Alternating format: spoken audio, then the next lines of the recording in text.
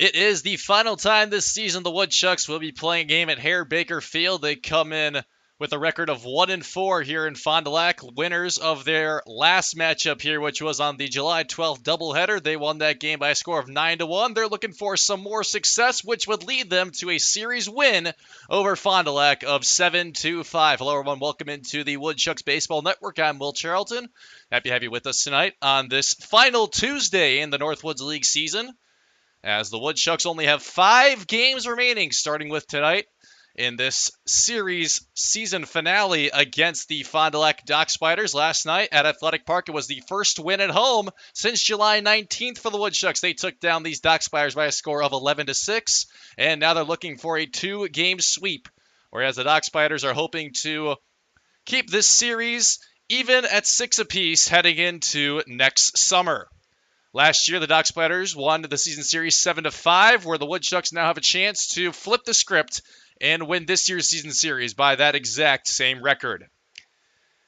And out there on defense are the Dock Spiders, of course, as the home team. Let's see who it is. In the outfield from left to right, Parker Knoll, Connor Cooney, Brady Zackerson. On the corners, at third base, Brad Comer.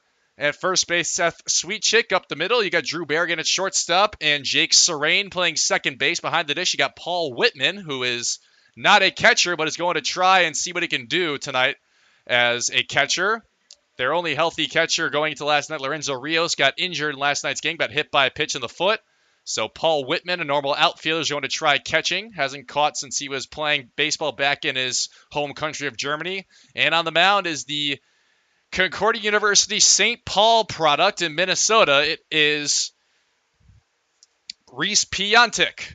And his first pitch hit Mike Adair on his inside elbow. So Mike Adair is going to be leading off at first base. And without even worrying about it, his 19-game on-base streak is now at 20 games. So Mike Adair leads off the game at first base.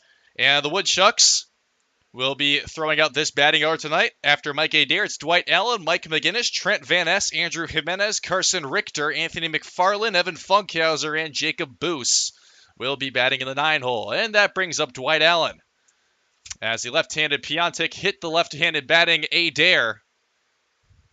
And Piontek finds the strike zone. 0-1 count to Dwight Allen, the Georgia Bulldog from Milton, Georgia, who is now playing in his 10th game, starting his 9th for the Woodchucks, batting .273 with 9 hits, 266 RBIs, as breaking ball strike 2 from Piontek. Allen's been walked 5 times, has scored 8 runs, has stolen 5 bases, and has an on-base percentage of .400. Last night he was 1 for 4, RBI single back in the second inning. And 0-2 from Piontek is hit into shallow right field by Allen. And that ball dropped. And sliding in safely to second is Adair. That ball dropped in shallow right field by Dwight Allen. A blooper single that now puts Adair at second base. So the Woodchucks are working some offense early here. Single on an 0-2 count by Allen.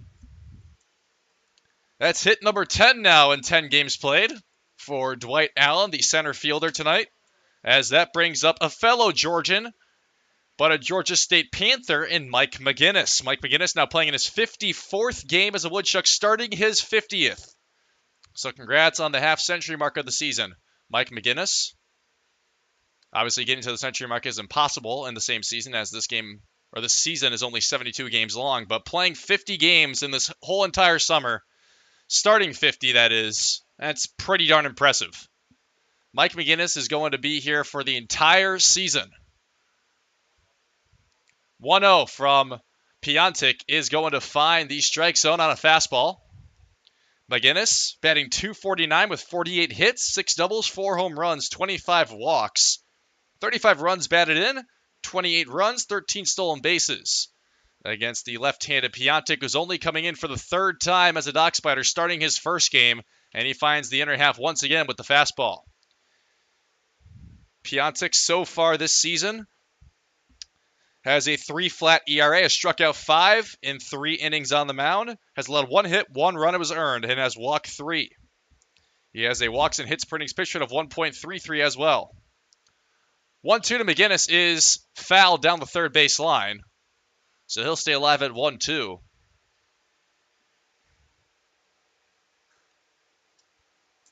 Piontek, last time out was against the Rafters of Wisconsin Rapids. On August 3rd, he went 1 full inning, struck out 2 in 3 batters faced. Nothing else. So clearly a 1-2-3 inning against the Rafters in that game. 1-2 once again to McGinnis is hit softly to third base as the Dock Spiders are going to turn 2. It was fielded by Brad Comer at third base. And he threw it in time to Serrain, who was covering the bag. So that'll be a ground into double play for Mike McGinnis. Adair stays on. He's at third now. But Allen and McGinnis are both off the base path.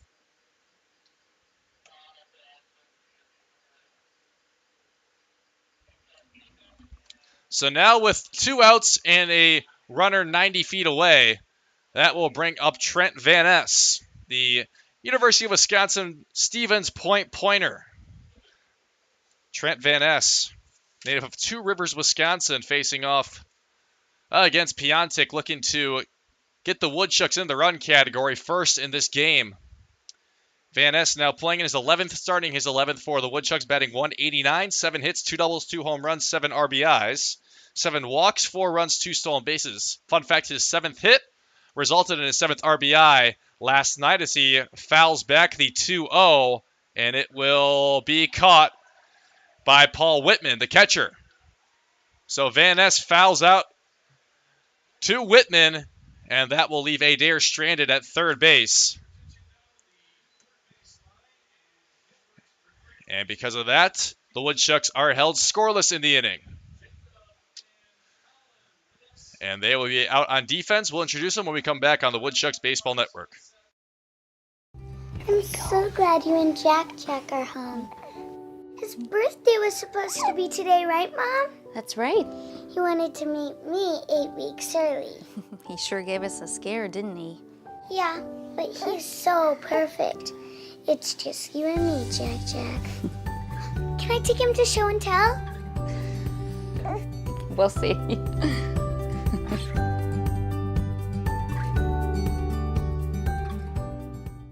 The savings are heating up this summer at Cellcom. Save up to $300 on the top phones from our most iconic brands. Plus, save $150 on all connected tablets, smartwatches, and cameras. Keep kids busy this summer with a tablet, track your steps with a smartwatch, or monitor your cabin with a camera. Now, unlimited data is more affordable than ever with our single unlimited plan, offering unlimited data for only $29.95 per month for just one line. Visit cellcom.com/save for details.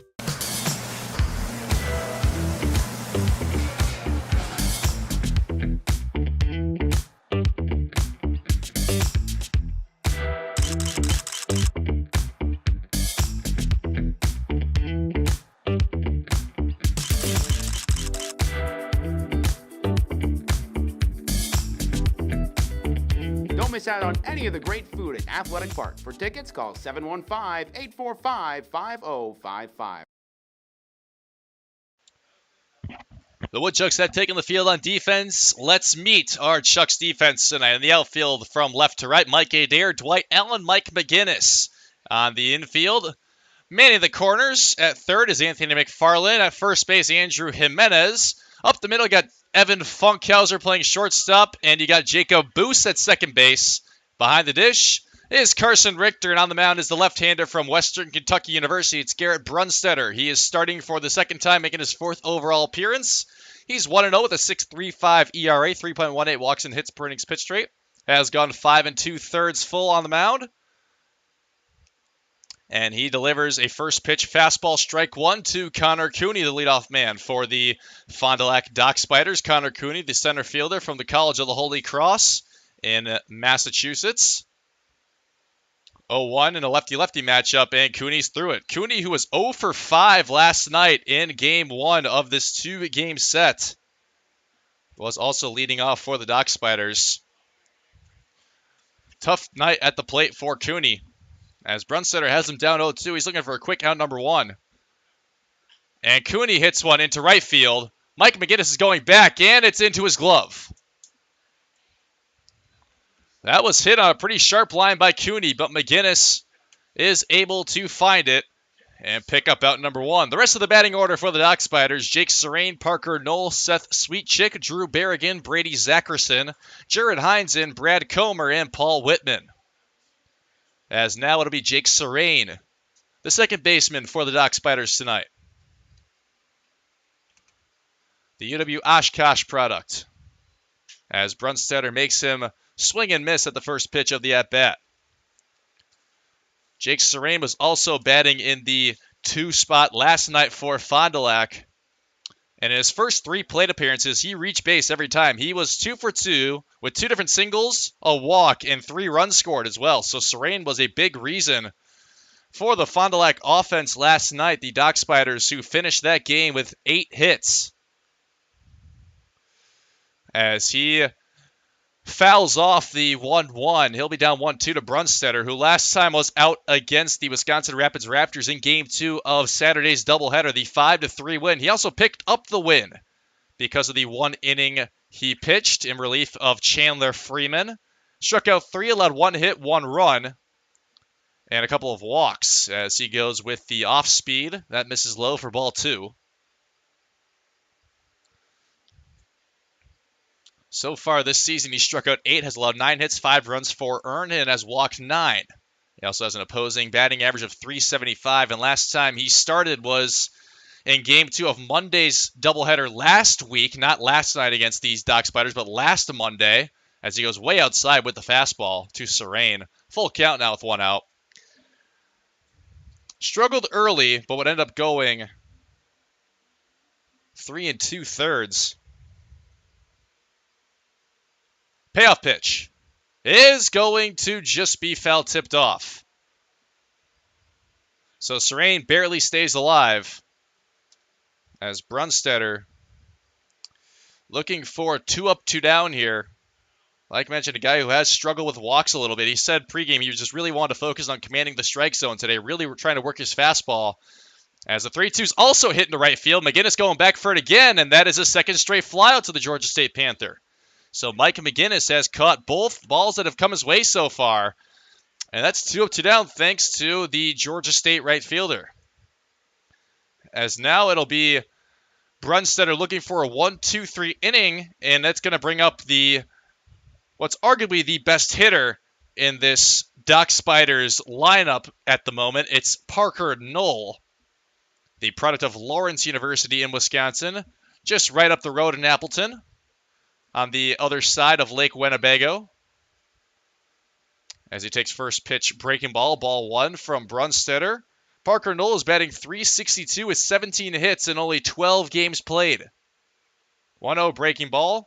Catches the inner half of the strike zone, so the right-handed batting Parker Knoll, the left fielder tonight, once again for the Dock Spiders, who was also batting in the 3-hole. And just like Serene, reached base all 3 times he came up to the plate in his first 3 plate appearances, as he fouls off the 1-1 down the right field line. Into the stands it goes. Parker Knoll had 2 of the 8 hits. He had back-to-back plate appearances with singles. Those came in the 3rd and 4th last night.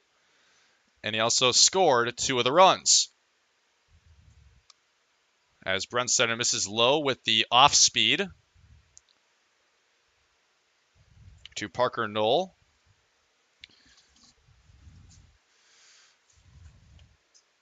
Scored 2 of the runs, and his single in the 4th was an RBI single as well, as that'll be a high breaking ball for ball 3. So Brunstetter is looking for a 1-2-3 inning against Knoll here, whereas Knoll's looking to be the first base runner of the game for the Dock Spiders. Payoff pitch is just going to be fouled off on the curveball. Parker Knoll has also been walked 6 times. Comes in with an on-base percentage of .426 and a slugging percentage of .489. He's had a very nice start to this season for the Dock Spiders. Payoff again. That's going to miss a little outside on a fastball. And Brunstetter has allowed a 2-out base runner on a walk. Now the 10th walk that Brunstetter has allowed in 4 appearances.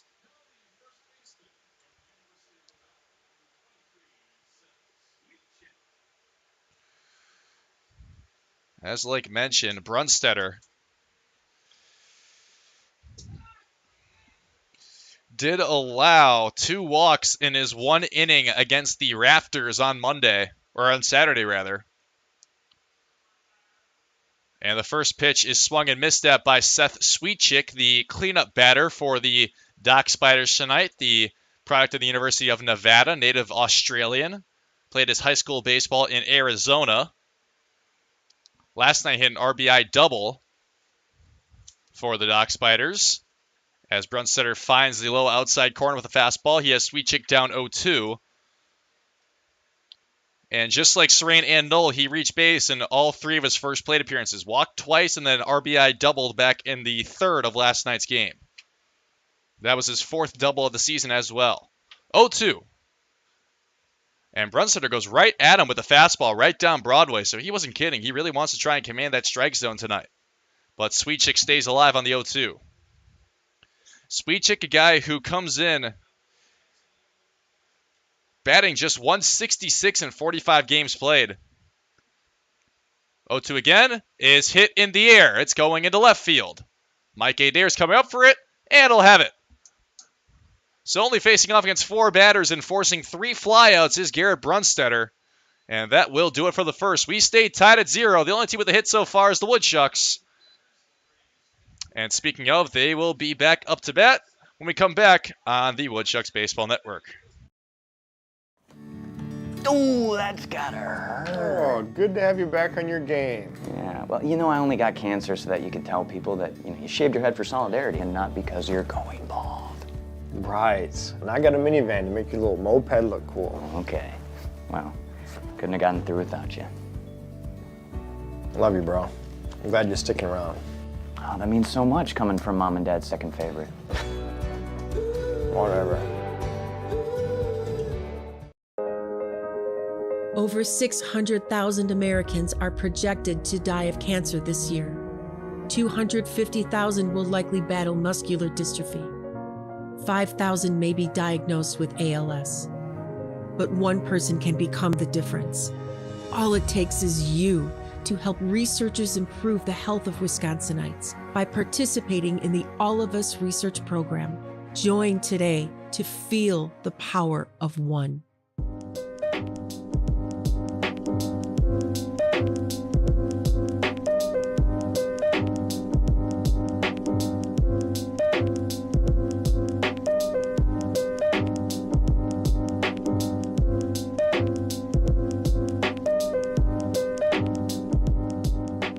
To buy your own Woodchucks merchandise, visit the Woodshed at Athletic Park, or you can visit our website, www.woodchucks.com.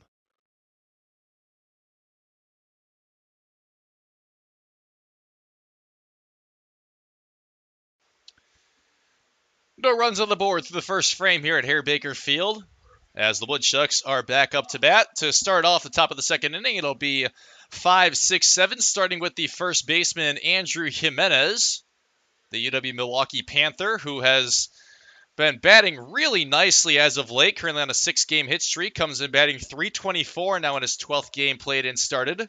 Has 11 hits, so he averages 1 hit per game. At least I'm pretty sure I'm doing the math there right. 11 divided by 11 does equal 1.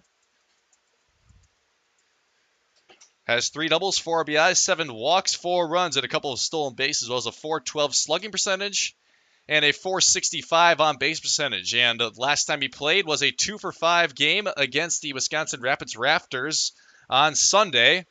Had a double, as well as scored 2 runs. 2-1 from Piontek. Misses inside to Jimenez, the right-handed batting native of South Elgin, Illinois, who's looking to keep up his hot hitting as of recently, and looking to be the first base runner of the inning. 3-1 from Piontek. Outside, and will not be caught by Paul Whitman. So that will be the first walk allowed by Piontek, who, like mentioned, is making his first start as a Dock Spider, native of Denmark, Wisconsin. Reese Piontek, left-handed throwing rather. 6'3" pitcher. Now he's facing off against Carson Richter, the product of Edgewood College in the Madison area. Carson Richter, speaking of Madison, played with the Mallards for a few games last summer, now with the Woodchucks, says he likes playing in Wausau a lot better so far. 1-0 from Piontek as Richter swings and misses. Richter's only playing in his third game as a Woodchuck now, as he is once again the Wausau catcher. He's batting .200, has 1 hit, so 1 for 5 and 5 at-bats is Richter, as Jimenez is off to second. So that'll put the double play ball in effect right away. And Ross Davis said the Woodchucks are going to be very aggressive on the base path tonight. Last night they had 10 stolen bases in the win over the Dock Spiders. Very aggressive base running team trying to take advantage of the fact that the Dock Spiders have Paul Whitman catching, a guy who is the catcher for the first time this season as a Dock Spider. Like I mentioned, he is usually just an outfielder. Now he's catching for the very first time this summer. Didn't even try throwing the ball over to Jimenez when he stole second. 2-2 from Piontek to Richter. And Richter puts it on the ground to Drew Berrigan. Berrigan will throw it in time to Sweetchick, but that will advance Jimenez to third base. That's where the stolen base comes in very handy, though, because that could have been a double play ball if Jimenez had not gone. So Richter pretty much works that like a sacrifice on the 6-3 ground out, which brings out to Knight's 7th batter for the Woodchucks. It is Anthony McFarland, the University of California Riverside product, who is playing in his last game as a Woodchuck tonight. Heading back to the Golden State tomorrow. He is the beer batter here at Herr-Baker Field tonight. 1-0, way outside, gets away from Paul Whitman, and coming on home easily is Andrew Jimenez. The Woodchucks on the board first here off a wild pitch. So now the bases are empty with only 1 out. Wausau is on top, 1-0. Like I mentioned, last time they played here, they won by a score of 9-1 over the Dock Spiders. And that was game 2 of the Wednesday doubleheader on July 12th. 2-0 to McFarland is going to be taken in the lower half of the strike zone on a fastball for strike 1. McFarland is now playing in his 22nd game, starting his 20th as a Woodchuck. He's playing third base for the Woodchucks, like I mentioned. 2-1 breaking ball for strike 2, catches the inner half. Pretty wide strike zone so far from Jacob Dunn behind the dish as the home plate umpire tonight. He's batting .173, 13 hits, 1 double, a couple of RBIs, 9 walks, 7 runs scored. And McFarland hits this one into right center. That is going to drop. So McFarland picks up the second hit of the game for Wausau. And I was talking to him pregame. He said, oh, they picked the wrong guy to be the beer batter tonight. And he is showing them why they might have made a bad choice so far. He is on the board with his, I guess, he's on the board with a hit. And of course, that would have been the first time he's up anyway. I was going to say he's on base for the first time, and that would have had to be the case anyway, since he's now only 1 for 1 after his first at bat. As that brings up to the plate Evan Funkhauser, the transfer from St. Charles Community College to Lindenwood in Missouri. As, look at that, another stolen base for the Woodchucks. It's McFarland this time, as Whitman cannot make the throw. McFarland, that's only his 3rd stolen base, with one of them coming last night as well. That's now games with back-to-back,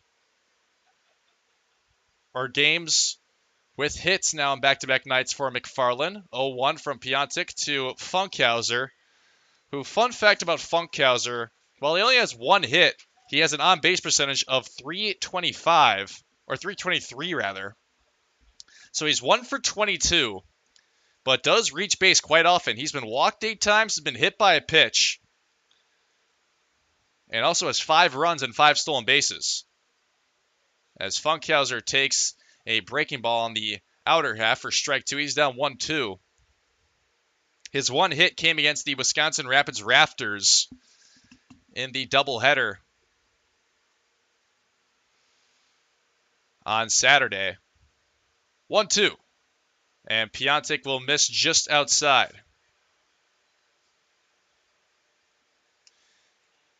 2-2 count now to Funkhauser, who was 0 for 1 last night, but like mentioned, walked twice, was hit by a pitch, stole a couple of bases, and scored a couple runs. McFarland still at second, 2-2. And Funkhauser foul tips it into the glove of Paul Whitman, but he is struck out. So that's out number 2 in the inning. As that will bring up Jacob Boos.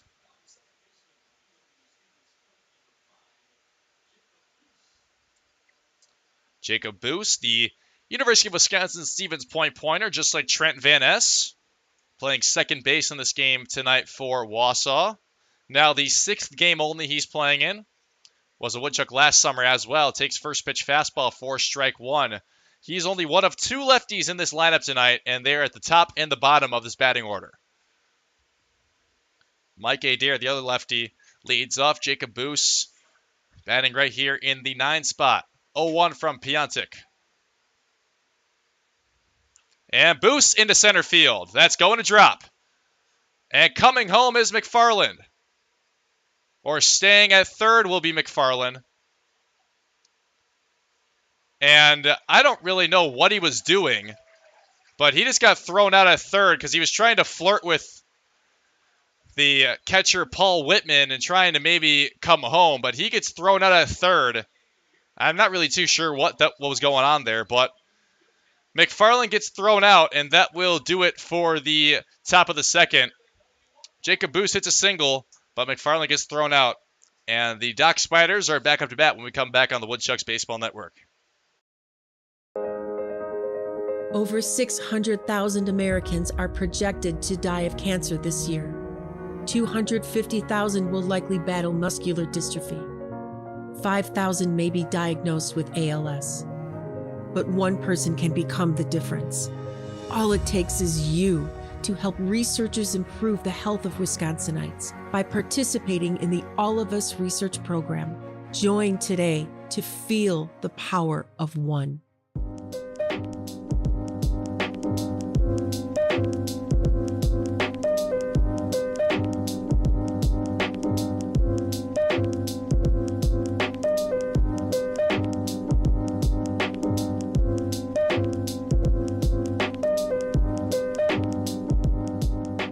To buy your own Woodchucks merchandise, visit the Woodshed at Athletic Park, or you can visit our website, www.woodchucks.com.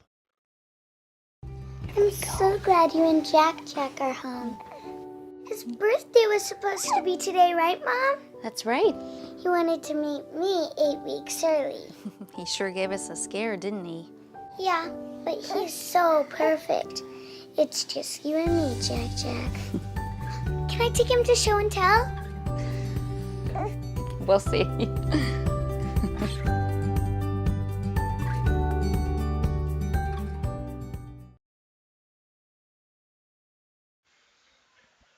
Garrett Brunstetter and the Woodchucks defense back out there to start off the bottom of the second. Drew Berrigan will be the leadoff man for Fond du Lac.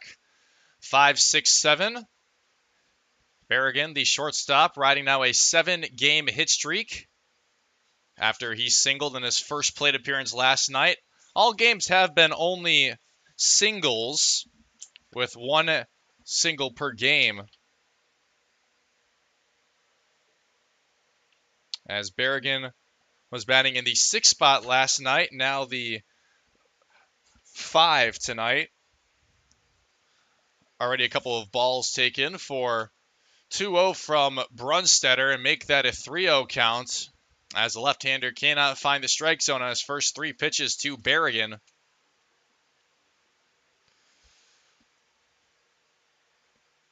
Berrigan coming in, batting 176.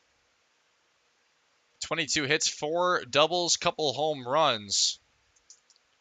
As Brunstetter finds the strike zone, 3-1 to the Embry-Riddle Aeronautical product is taken on a breaking ball for strike 2.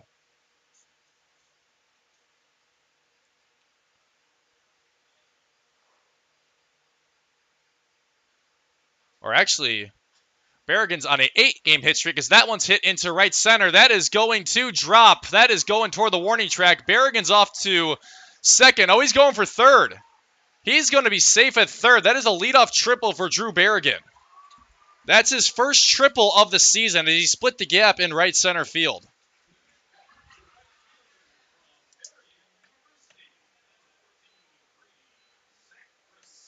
So Drew Berrigan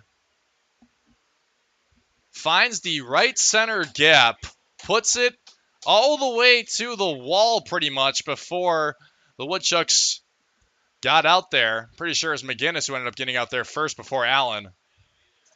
But now, just like that, a leadoff triple for Berrigan. His first triple of the season puts him in a 9-game hit streak now. Brunstetter has his first hit, and it's a triple, as that brings up Brady Zackerson, who is the product of right here at University of Marion University, Wisconsin, here in Fond du Lac. Marion shares this field, Herr-Baker Field, with the Dock Spiders. So Zackerson very used to playing at this ballpark. Brunstetter has him down 0-2 already, though. And the third pitch to Zackerson is going to be swung at into right field. Mike McGinnis is going to grab it, and not tagging up is Berrigan. That was a wise decision, more than likely. So too shallow of a flyout for Zackerson, and all 4 outs now have been forced on a flyout by Brunstetter. As Zackerson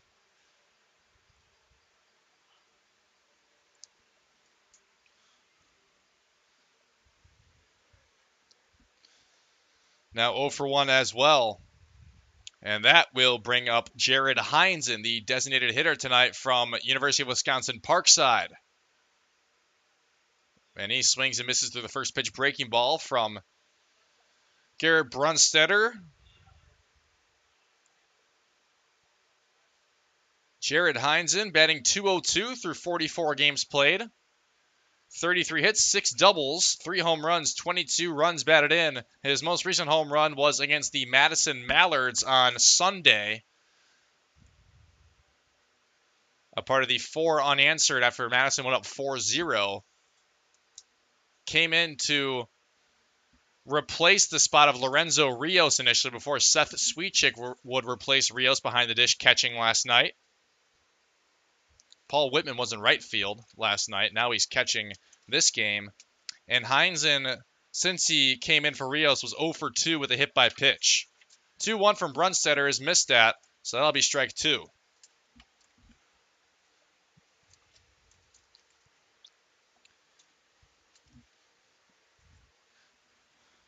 Jared Heinzen ended up replacing Sweetchick at first base in last night's game. 2-2 from Brunstetter. And Heinzen fouls off the curveball.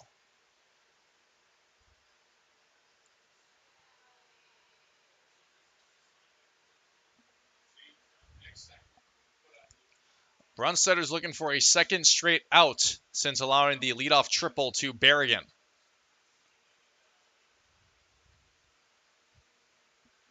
Two. And that's taken high on a fastball.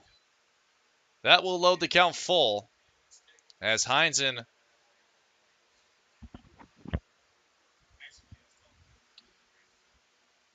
trying to put Brunstetter in a little bit of a more uncomfortable position. Payoff pitch is going to be taken just high on a fastball. That's the second walk allowed by Brunstetter.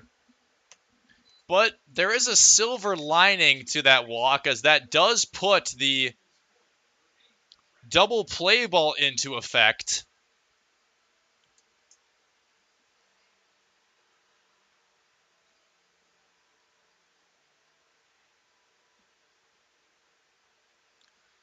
So if Bradley Comer, the now 8-hitter for the Dock Spiders, can put one on the ground, it could potentially be a double play that gets the Woodchucks out of this inning without allowing any damage done. And Brunstetter finds the strike zone on the first pitch to the right-handed batting Bradley Comer, a product of also UW-Stevens Point, so teammates of Jacob Boos and Trent Van Ness. As the Western Kentucky Hilltopper misses outside. Brunstetter, native of Louisville, Kentucky.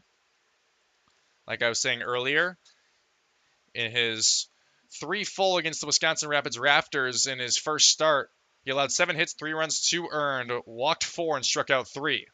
As that one's hit to the left field line by Comer, but will go foul. So Comer nearly had his first hit as a dock spider. He is 0 for 1, or 0 for 4 rather, in 2 games played. Has been walked twice though.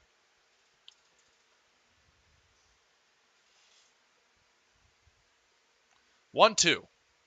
And that one's going to be hit into left field. This could be what gives the Dock Spiders their first run as Mike Adair makes the grab toward the warning track in left field. Comer got all of that one, but he brings on home Berrigan, and the Dock Spiders have tied this game up.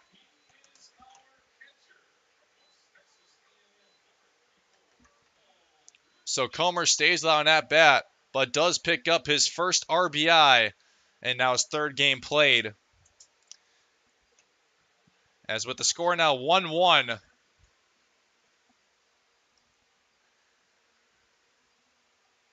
That will bring up to the plate the catcher, Paul Whitman.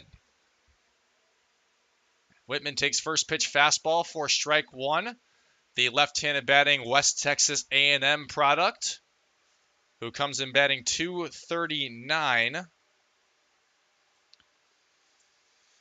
Now in 27 games played, he has 22 hits, 4 doubles, a home run, and 11 RBIs. And last night against the Woodchucks, he was batting in the 8 hole, picked up a single in the 8th against Tyler Mayfield, one of the 2 hits allowed from the right-handed submarine-style throwing Mayfield. 1-1 from Brunstetter, drops in on the curveball for strike 2.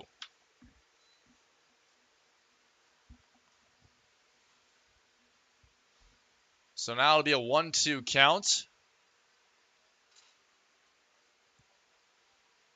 As Brunstetter looks to get out of the inning. And won't be on that pitch, as heading to second and being safe is Jared Heinzen. So the ball gets away from Carson Richter, and now Heinzen is in scoring position.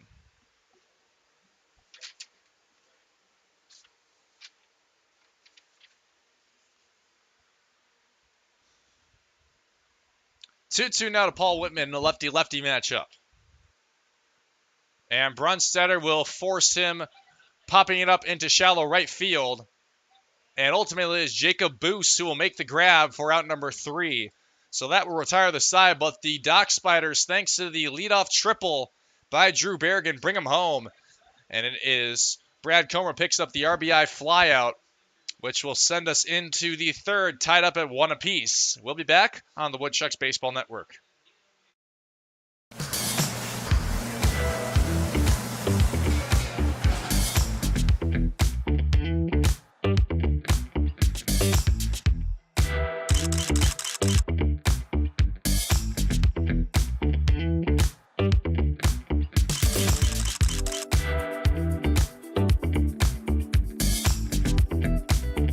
Don't miss out on any of the great food at Athletic Park. For tickets, call 715-845-5055. The savings are heating up this summer at Cellcom. Save up to $300 on the top phones from our most iconic brands. Plus, save $150 on all connected tablets, smartwatches, and cameras. Keep kids busy this summer with a tablet. Track your steps with a smartwatch, or monitor your cabin with a camera. Now, unlimited data is more affordable than ever with our single unlimited plan. Offering unlimited data for only $29.95 per month for just 1 line. Visit cellcom.com/save for details. Oh, that's gotta hurt. Oh, good to have you back on your game. Yeah, well, I only got cancer so that you could tell people that, you shaved your head for solidarity and not because you're going bald. Right. And I got a minivan to make your little moped look cool. Okay. Well, couldn't have gotten through without you. Love you, bro. I'm glad you're sticking around. Oh, that means so much coming from Mom and Dad's second favorite. Whatever.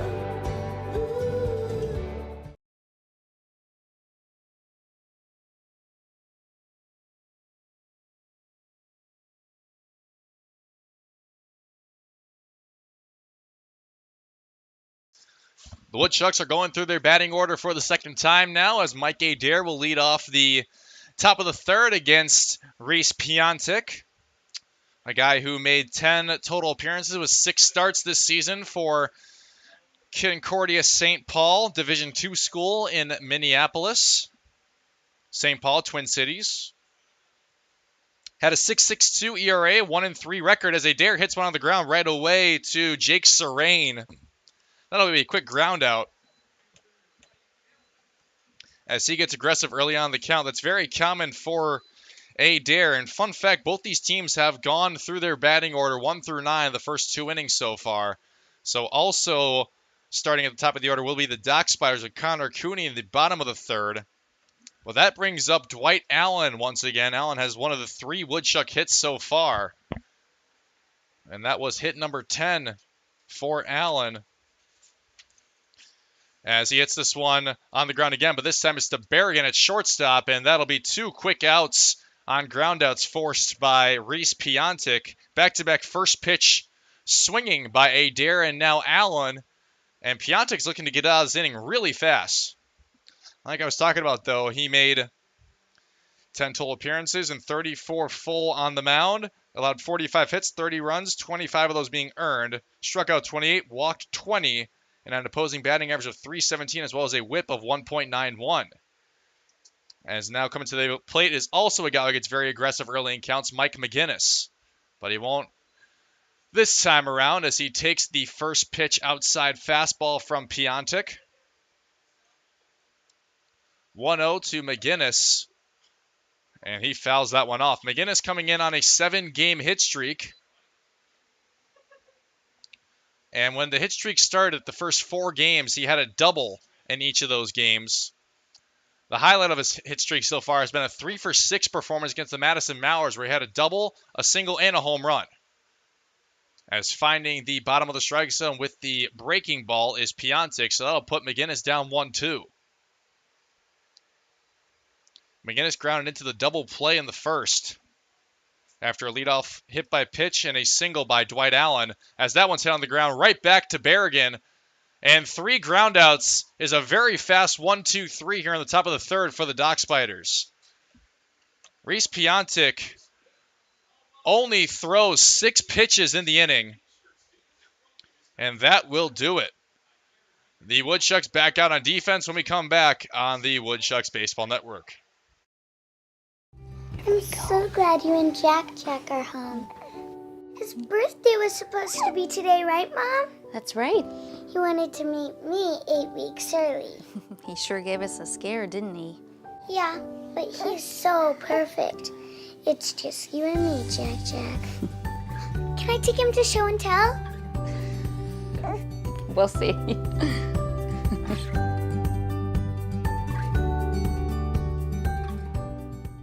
The savings are heating up this summer at Cellcom. Save up to $300 on the top phones from our most iconic brands. Plus, save $150 on all connected tablets, smartwatches, and cameras. Keep kids busy this summer with a tablet, track your steps with a smartwatch, or monitor your cabin with a camera. Now, unlimited data is more affordable than ever with our single unlimited plan, offering unlimited data for only $29.95 per month for just 1 line. Visit cellcom.com/save for details.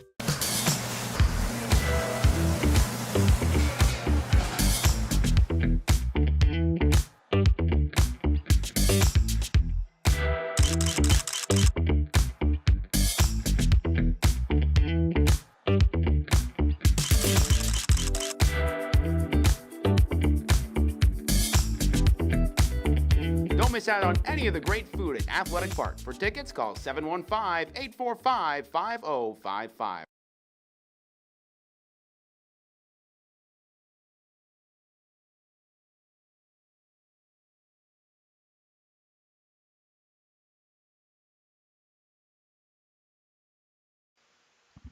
The Dock Spiders starting off at the top of the order against Garrett Brunstetter here in the bottom of the 3rd. 1-1 game here at Herr-Baker Field. The season finale between the Chucks and Dock Spiders. Like mentioned, Wausau coming in with a 6-5 overall record so far. Looking to win the season set by a score of 7 or a split of 7-5 as Brunstetter facing off against Cooney for a second time now. Forced a fly out to Mike McGinnis in the first at-bat, and he has missed on a couple of breaking balls right away for a 2-0 count to Cooney, who is now 0 for 6 in this 2-game set.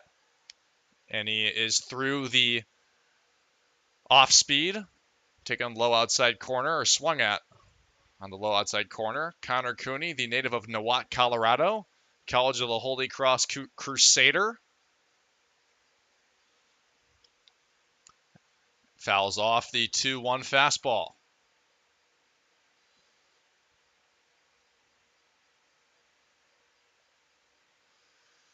Cooney now his 54th game played as a Dock Spider. 2 hits away from 50 on the season.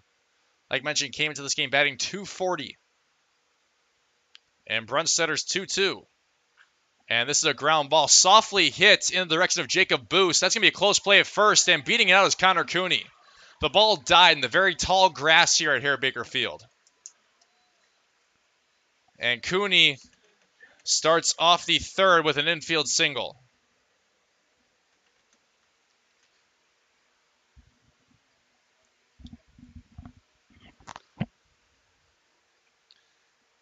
So now with Cooney aboard, that brings up Jake Serrain for a second time. He also flew out to McGinnis in the first.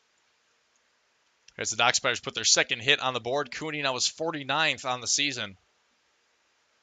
First hit in 7 plate appearances in this set now for Cooney. As swinging and missing at the first pitch is Serrain.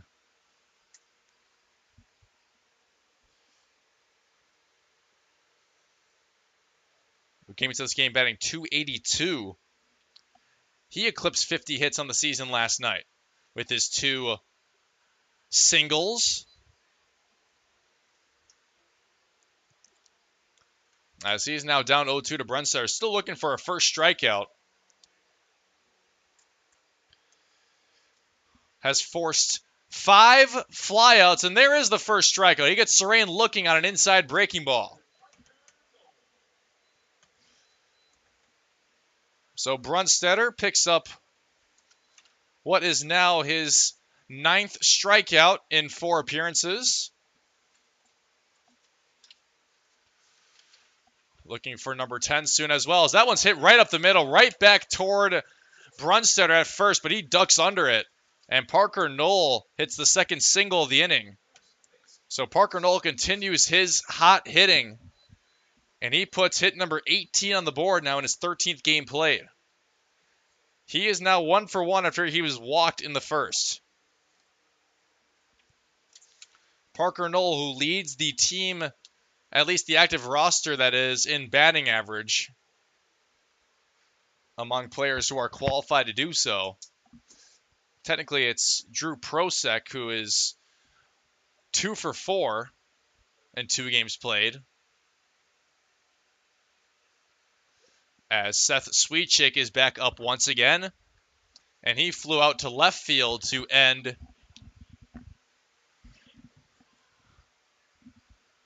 the first inning.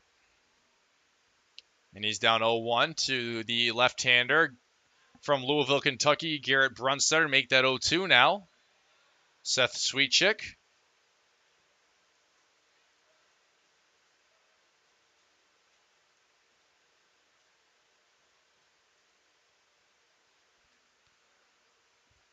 .02 from Brunstedter.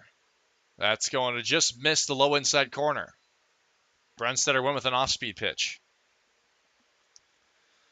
Like mentioned, Sweetchick picked up his 4th double and 24th, or 18th RBI rather, last night. With his RBI double in the 3rd inning. 1-2. That's going to just miss outside as Richter tried to relocate the fastball. But now it's back-to-back balls thrown by Brunstedter to Sweetchick. Now 2-2 count. Still at second is Cooney. Still at first, Knoll. Breaking ball just missed outside.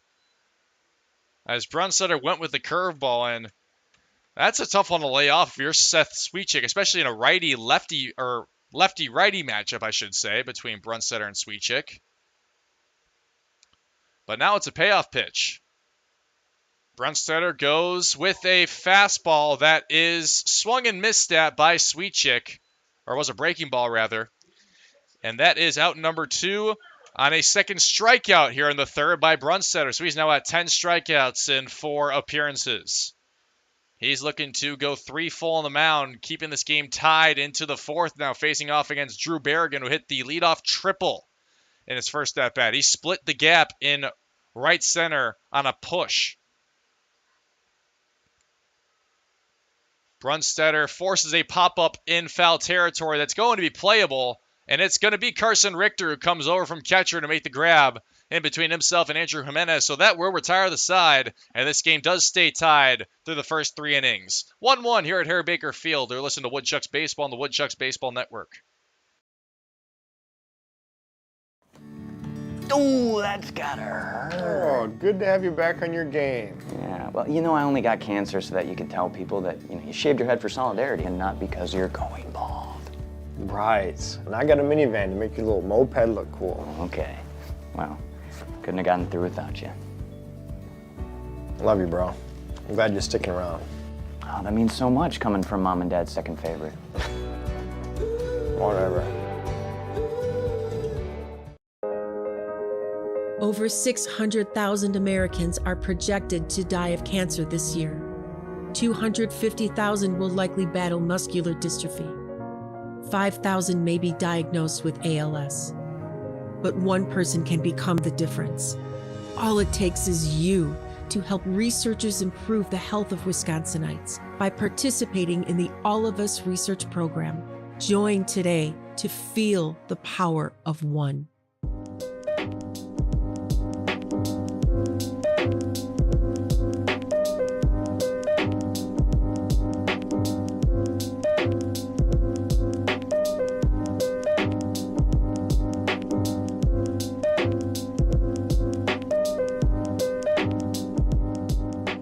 To buy your own Woodchucks merchandise, visit the Woodshed at Athletic Park, or you can visit our website, www.woodchucks.com.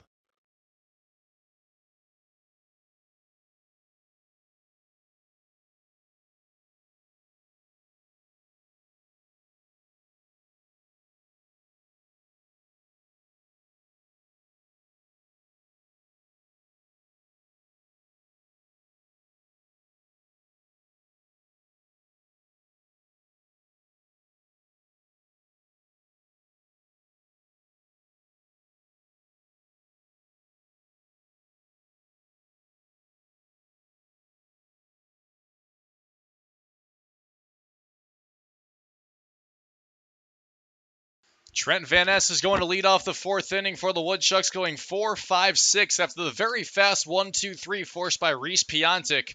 3 ground balls on 6 pitches in the top of the 3rd inning as Van Ness foul flied out to end the first into the glove of Paul Whitman as the UW-Stevens pointer looking to get on the board for the first time of this game, facing off against the left-handed Piontek. D2 against D3 here, as UW-Stevens Point, D3 program in Wisconsin. 1-1 from Piontek, and Van Ness will take a low slider. That has some wicked motion on it as a lefty.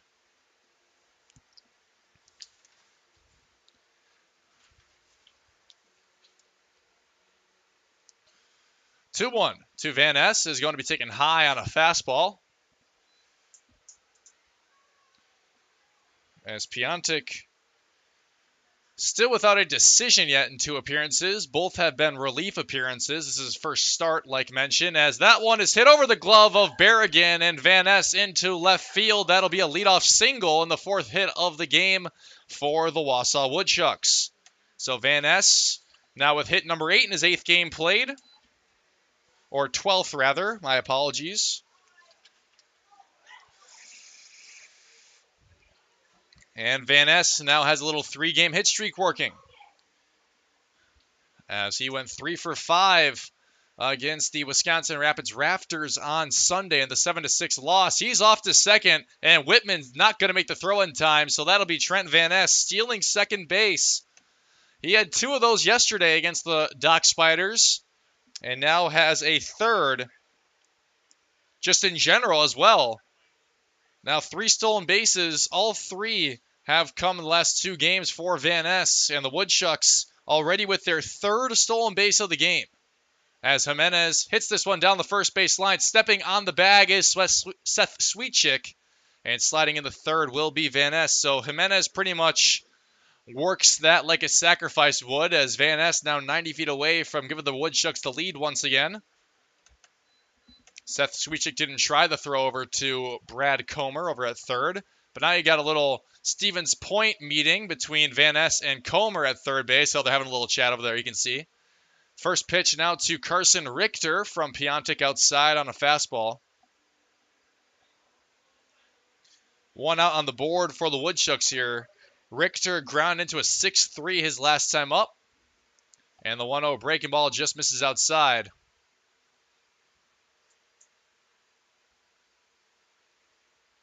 2-0 count now to Richter, the product of Edgewood College. Like mentioned, only his 3rd game with the Chucks, as Piontek misses for ball 3. And Richter played in 23 games, started 21 this past season for Edgewood College. Batted 200 with 15 hits, 4 doubles, 3 RBIs, and 7 walks. And speaking of walks, there's a 4-pitch walk thrown from P.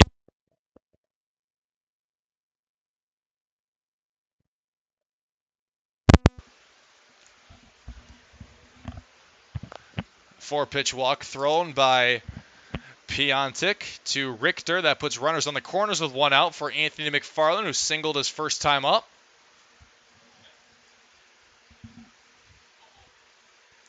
And Piontek will check back to first base. McFarland, native of Moreno Valley, California. Like mentioned, this will be his last game he plays here in Wausau this summer, as Piontek really making sure Richter does not try to steal second. The Woodchucks do like to try and do that double steal thing from time to time, where they'll have the guy run to second, and Richter gets checked back for a 3rd time now. Piontek does not want to throw a pitch, as McFarland picked up his 14th hit with that single in the 2nd. And easily taking second base. Oh, they're going to call a balk. They're going to call a balk on Piontek. That's going to bring in Van Ness. So a balk draws in a run for the Woodchucks. It's now 2-1 Wausau, as Richter is now at second because of the balk from Piontek. And now he'll throw a pitch to McFarland that misses outside for ball 1.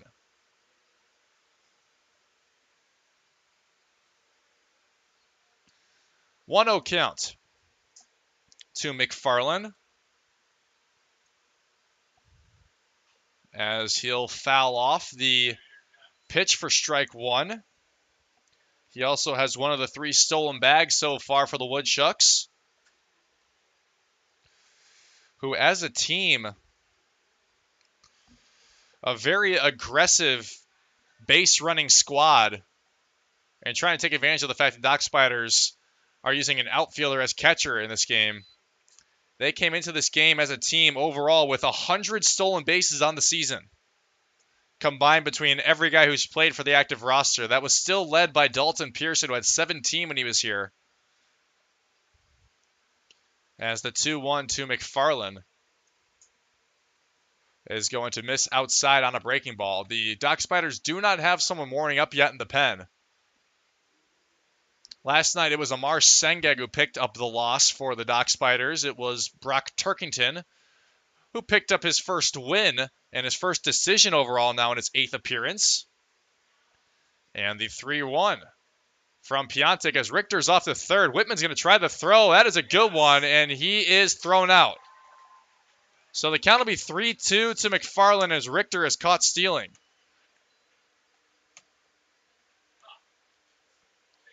So that's out number 2.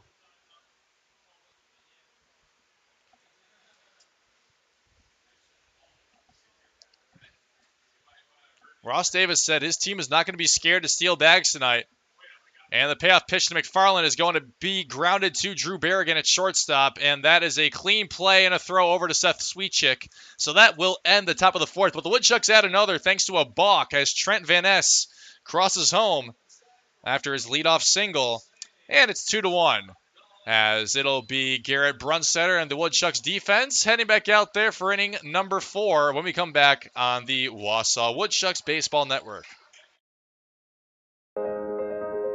Over 600,000 Americans are projected to die of cancer this year. 250,000 will likely battle muscular dystrophy.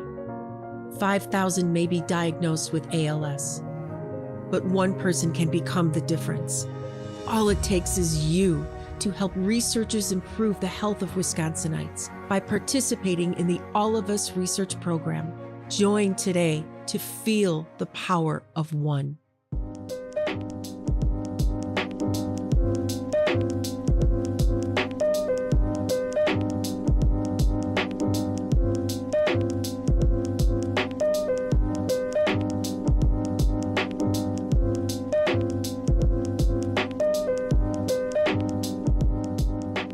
To buy your own Woodchucks merchandise, visit the Woodshed at Athletic Park, or you can visit our website, www.woodchucks.com. I'm so glad you and Jack are home. His birthday was supposed to be today, right, Mom? That's right.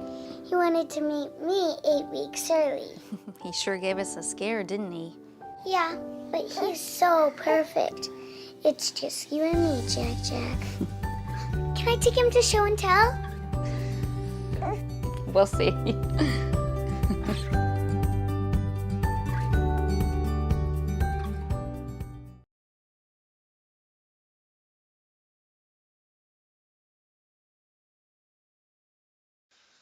Will Charlton coming at you tonight on the Woodchucks Baseball Network, as it will be the bottom of the 4th inning.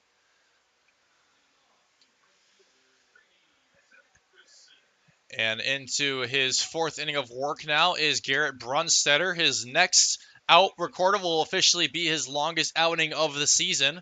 His first start, like mentioned, was 3 full against the Wisconsin Rapids Rafters, as 2 of the 3 outs he forced in the 3rd were off strikeout. One looking to Serene and one swung through by Seth Sweetchick. 0-1 to the leadoff man here in the 4th, Brady Zackerson, who, like mentioned, is the product of Marion right here in Fond du Lac. 1-1 from Brunstetter, sent down the left field line. Zackerson sends it all the way to the wall. He's heading to second. That's going to be a stand-up double for Zackerson. So Adair had trouble tracking it at first. Took a weird bounce off the wall in left field. And that is another big leadoff hit for the Dock Spiders in this game. Now the second extra base hit of the now 4 the Dock Spiders have. The first pitcher out of the pen in this game for the Woodchucks will be Colin Murphy. But I'd have to imagine Ross Davis will let Brunstetter go the full 4th if he's able to. As now comes to plate is Jared Heinzen, who hits the first pitch he sees into shallow center. That's also going to drop. And staying at 3rd is going to be Zackerson, but that's back-to-back hits to lead off the inning. No, that's how you say it. It's not back off hits, it's back-to-back leadoff hits. So runners are in 1st and 3rd now for Brad Comer, who drove in the last run for the Dock Spiders. That was an RBI sac fly into left field.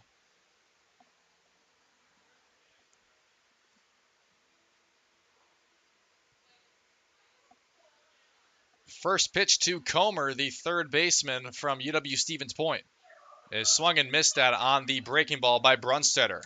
Brunstetter guy only made 1 appearance this past season with Western Kentucky.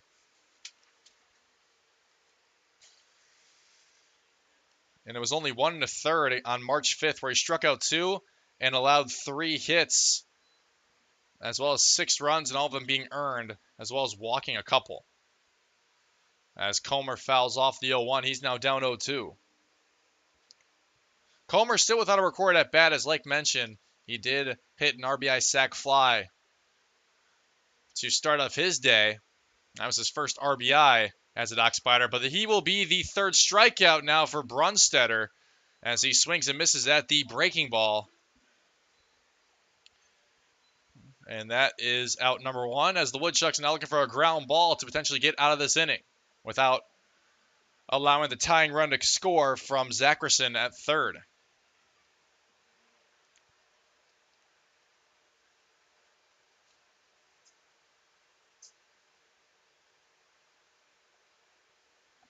And that one gets away from Carson Richter on the first pitch. So a wild pitch will advance Heinzen over to second, and no longer having the double play ball are the Woodchucks. As Zackerson, who is in his third game played now, picked up only his second hit and his first double as a Doc Spider. Whitman is up in the count 1-0 now. Lefty-lefty matchup once again. Whitman popped out in the infield last time he was at the plate, as Brunstetter misses low on the curveball.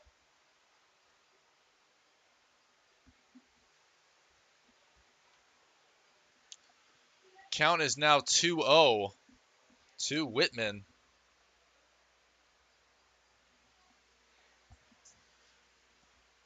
The catcher for tonight's game for the Fond du Lac Doc Spiders. As a 2-0 is grounded to Jimenez at first base, and that's going to drive in the tying run for Fond du Lac. Oh, they're going to call it a foul ball. So they're going to call it a foul ball on Whitman, so that'll be strike two. That one must have just gone foul at the last second.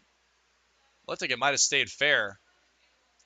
But instead of a tie game, it'll be a 2-2 count to Whitman with one out on the board.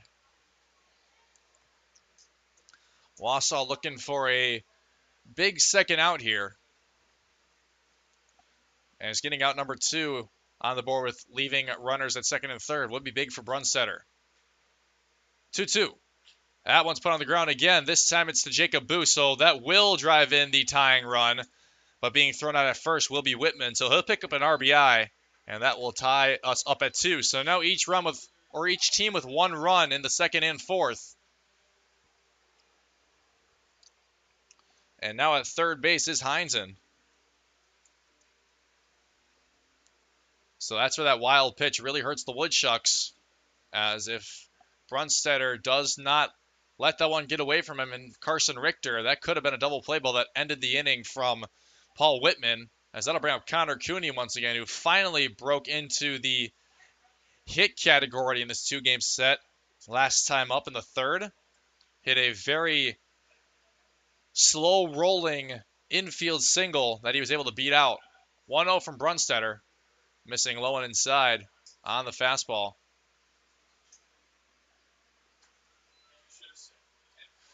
(2-0) now to Connor Cooney.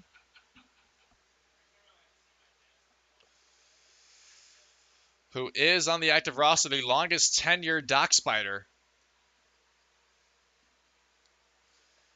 At least in games he's played in, as Brunstetter misses high on the 2-0. That'll make it a 3-0 count to Cooney, who's now looking to reach base for a second straight inning in 2 at-bats. 3-0. That is going to hit the lower half of the strike zone, so that'll be strike one from Brunstetter on a fastball. 3-1 coming from the Western Kentucky Hilltopper to the Holy Cross Crusader.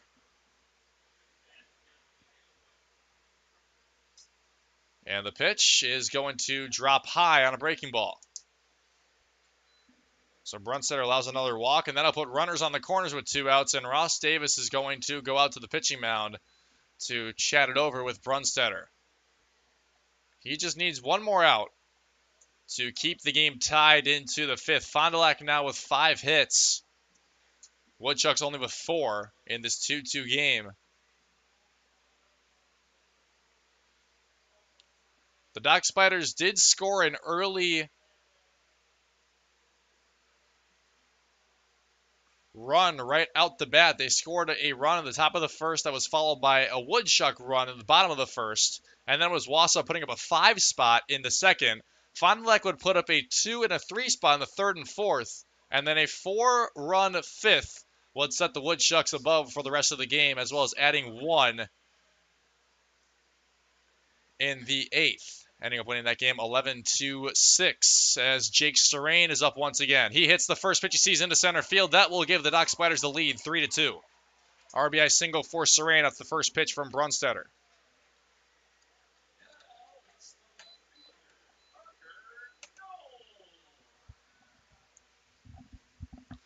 So Fond du Lac takes the lead.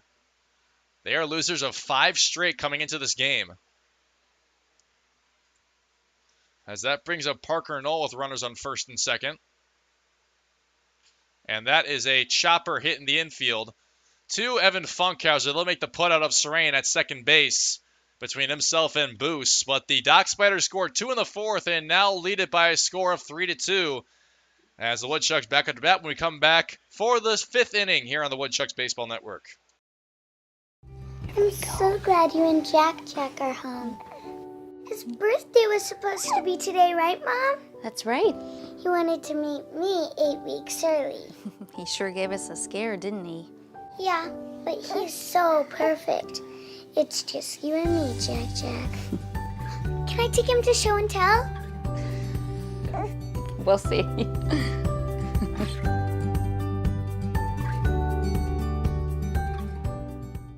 The savings are heating up this summer at Cellcom. Save up to $300 on the top phones from our most iconic brands. Plus, save $150 on all connected tablets, smartwatches, and cameras. Keep kids busy this summer with a tablet, track your steps with a smartwatch, or monitor your cabin with a camera. Now, unlimited data is more affordable than ever with our single unlimited plan. Offering unlimited data for only $29.95 per month for just one line. Visit cellcom.com/save for details.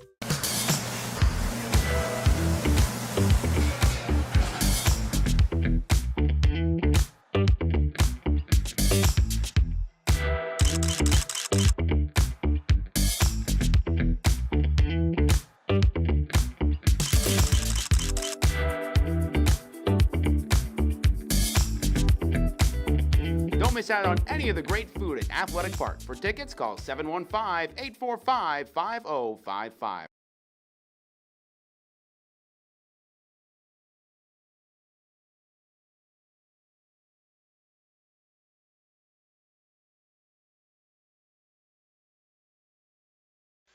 Evan Funkhauser is leadoff batter for the Woodchucks, who now find themselves trailing for the first time in this game. As Funkhauser only facing off against Reese Piontek for the second time now. Funkhauser was the only strikeout thrown by Piontek to this point. Piontek now with 6 strikeouts after he struck out Funkhauser the first time around. 1-0 to the Lindenwood Lion is also swung and missed at on a breaking ball. Funkhauser does reach base quite often, but has been struck out 14 times now in 11 games played. 1-1 is hit on the ground to Drew Berrigan. He's been very busy in this game, and the Embry-Riddle Aeronautical product is able to throw out Funkhauser to Seth Sweetchick in time. And if you look at the score sheet, that is now the 5th 6-3.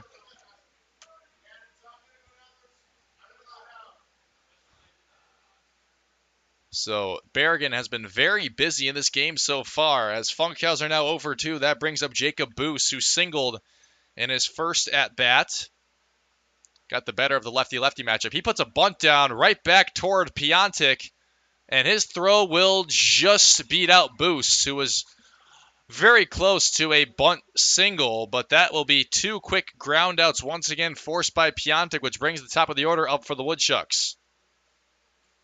Piontek looking to go 5 full on the mound now, as I can't tell if Colin Murphy is getting loose in the pen yet. Oh, yeah, he is. So Colin Murphy more than likely will be the pitcher to start the 5th inning for Wausau, as Mike Adair is up for the third time now. He is 0 for 1 with a hit by pitch, as his on-base streak did extend to 20 games. Now, if you go back to his first stint here in Wausau, back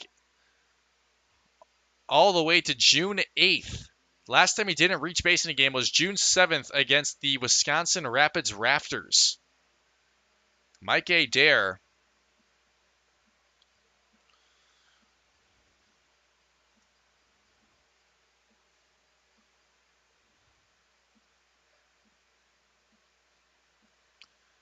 who, fun fact, is seeing Herr-Baker Field for the first time this season. He has played against the Dock Spiders a few times, but has not been to Herr-Baker Field yet. At least he hasn't been playing in a game they've come to Herr-Baker Field this season.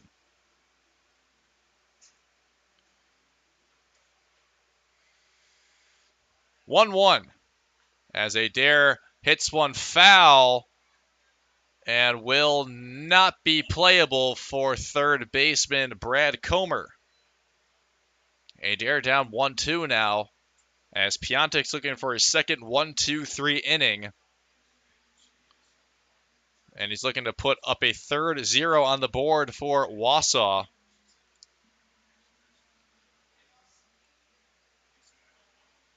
One-two coming now from Piontek. And the Dayton Flyer, Adair, will take it outside on a breaking ball.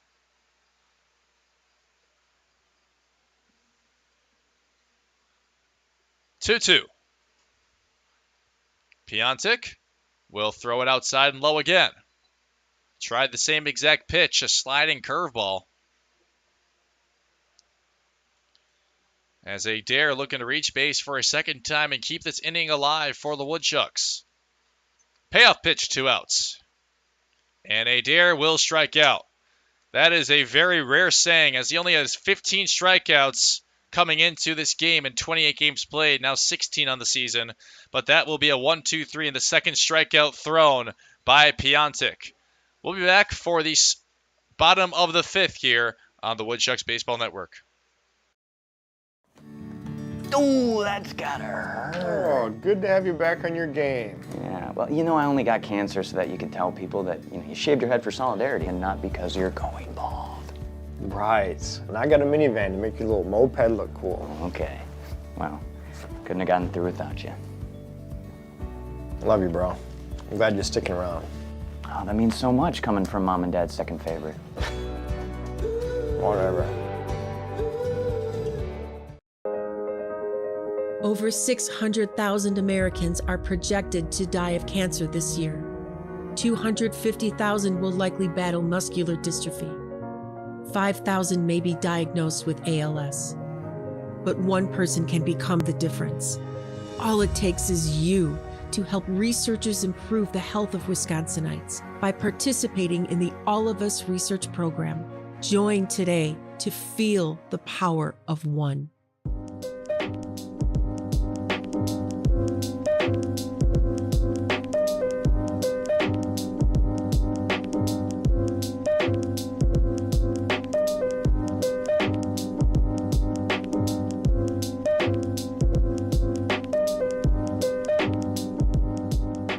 To buy your own Woodchucks merchandise, visit the Woodshed at Athletic Park, or you can visit our website, www.woodchucks.com.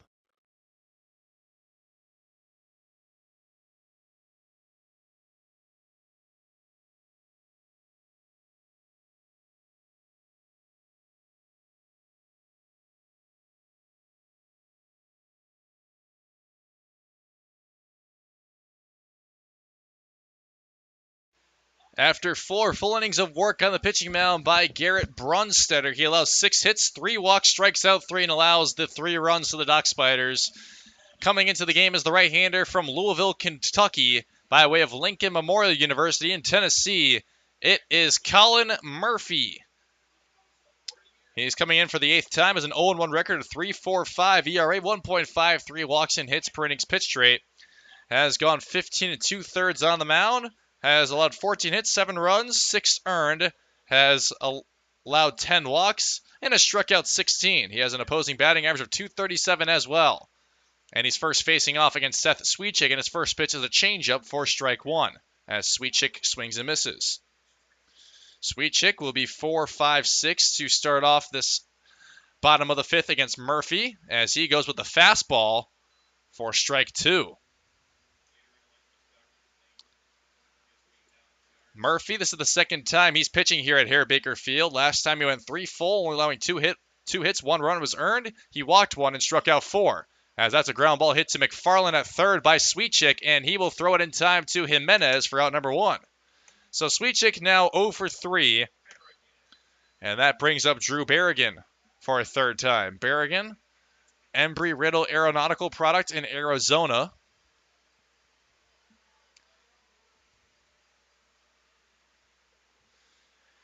Hit the leadoff triple in the second. The 11th triple of the season for the Dock Spiders. Definitely easier to hit triples at this ballpark than it is Athletic Park. This Dock Spiders team, only a team who has 24 home runs on the season. As Berrigan swings through the 1-0 fastball by Murphy. And if you look at the Woodchucks, they're a team who has 37 home runs on the season. That's the advantage of playing at a hitters-friendly ballpark. Like Athletic Park, 1-1 to Berrigan will just miss outside on a cutter by Murphy.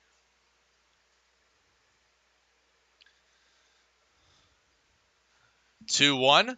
Last time out was against the Madison Mallards in the 14-6 win the other night. Berrigan hits one over the wall in left field. That is a home run for Berrigan. He is now 2 for 3 in the game with a triple and a home run. And it's now 4-2 Dock Spiders.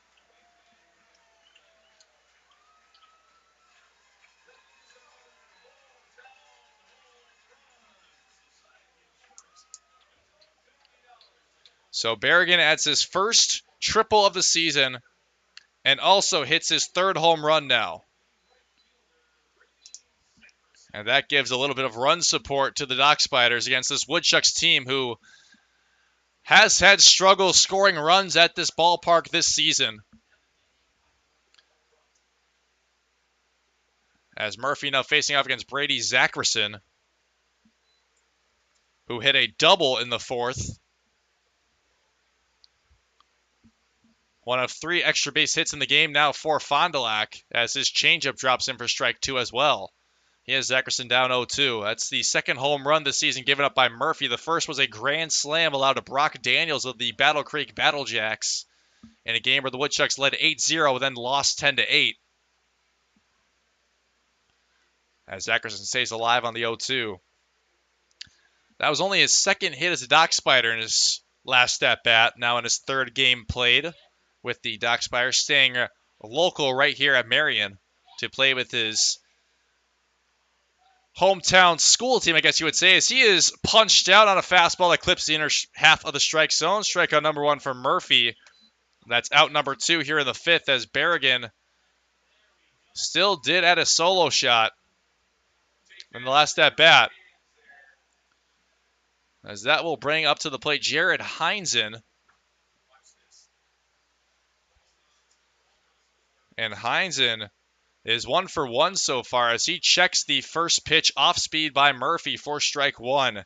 Single in his last at-bat against Brunstetter, who is currently in line for the loss if the Woodchucks cannot get some more runs on the board. As Murphy goes high fastball. Ball 1 to Heinzen.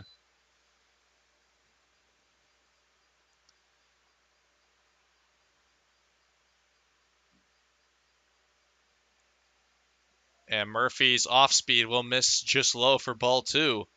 Heinzen at his 34th hit, as well as his 22nd run last time up, as he scored the leading run for the Dock Spiders, who now have 2 unanswered. And he fouls off the curveball from Murphy for strike 2. Murphy's got some spiking motion on his curveball. Kind of goes from 11 to 5, sort of. 2-2. is a fastball that is not a strike. That's odd. Jacob Dunn's been calling that a strike all game so far, but I guess not there. So now it'll be a payoff pitch, as Murphy's looking to get out of this inning. 3-2 is going to be a fastball right down the middle to Heinzen, so that'll be a second punch out in the inning for Murphy, and he picks up a couple of back-to-back strikeouts that will send us into the top of the sixth, but the Dock Spiders are now up 4-2, and the Woodchucks have a little bit of work to do. We'll be back for the Woodchucks Bats when we come back on the Woodchucks Baseball Network.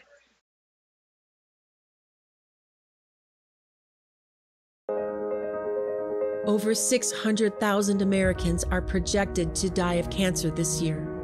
250,000 will likely battle muscular dystrophy. 5,000 may be diagnosed with ALS. But one person can become the difference. All it takes is you to help researchers improve the health of Wisconsinites by participating in the All of Us research program.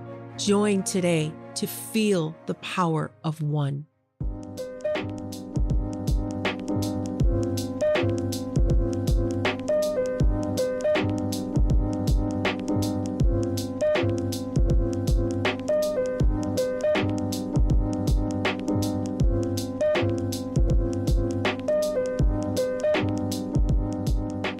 To buy your own Woodchucks merchandise, visit the Woodshed at Athletic Park, or you can visit our website, www.woodchucks.com. I'm so glad you and Jack are home. His birthday was supposed to be today, right, Mom? That's right. He wanted to meet me 8 weeks early. He sure gave us a scare, didn't he? Yeah, but he's so perfect. It's just you and me, Jack. Can I take him to show and tell? We'll see.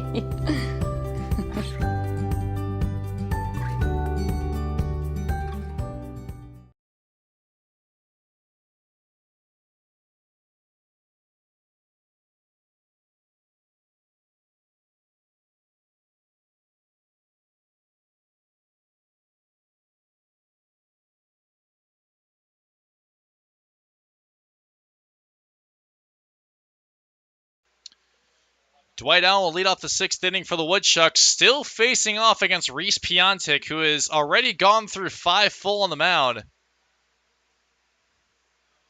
As he goes with the breaking ball inside to Dwight Allen. Allen last time up grounded into a 6-3, one of the 5 6-3 groundouts forced by Piontek so far.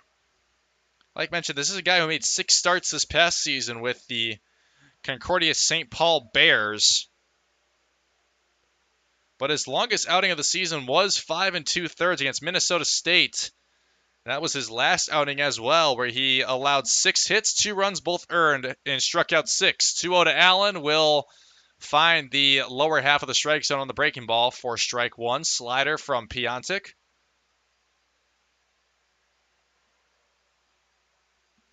2-1 to Dwight Allen is taken high.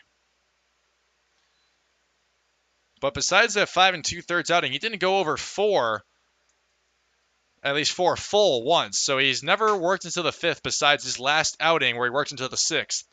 3-1 is going to miss outside to Allen. So that'll be a leadoff walk for the Woodchucks here in the inning. As Piontek has only allowed now his 3rd walk rather.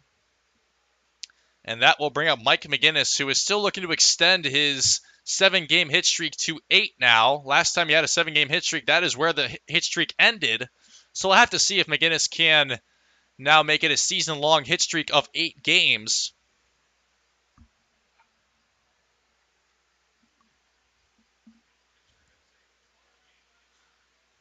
As now going to second and being picked off is going to be Dwight Allen.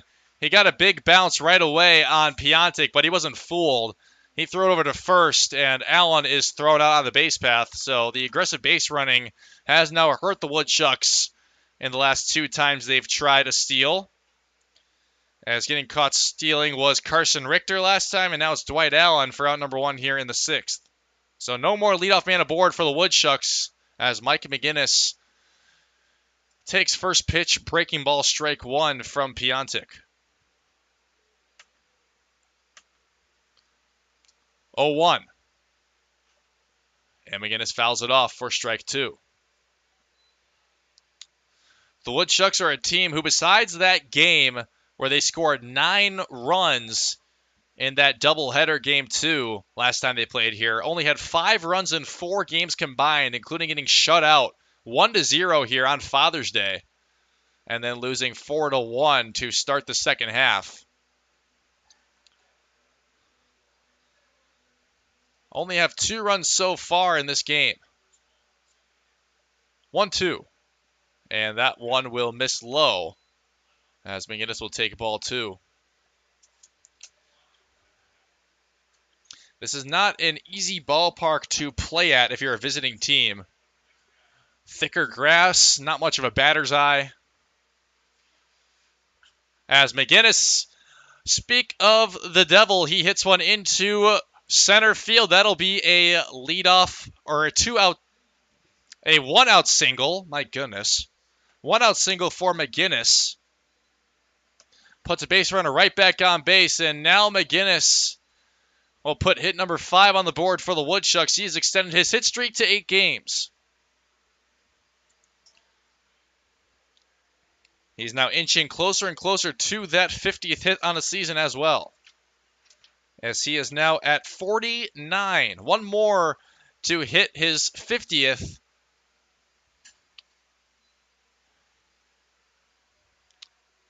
As that brings up Trent Van Ness once again.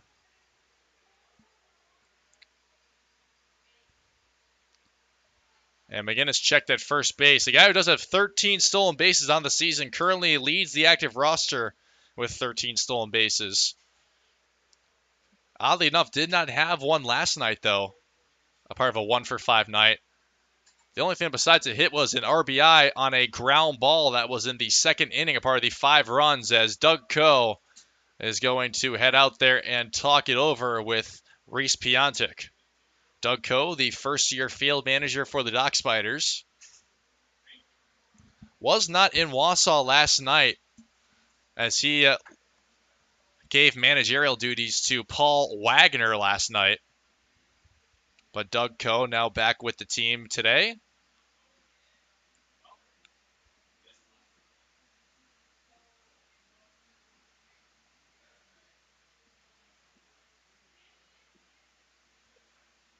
And he will head back to the dugout of the Dock Spiders.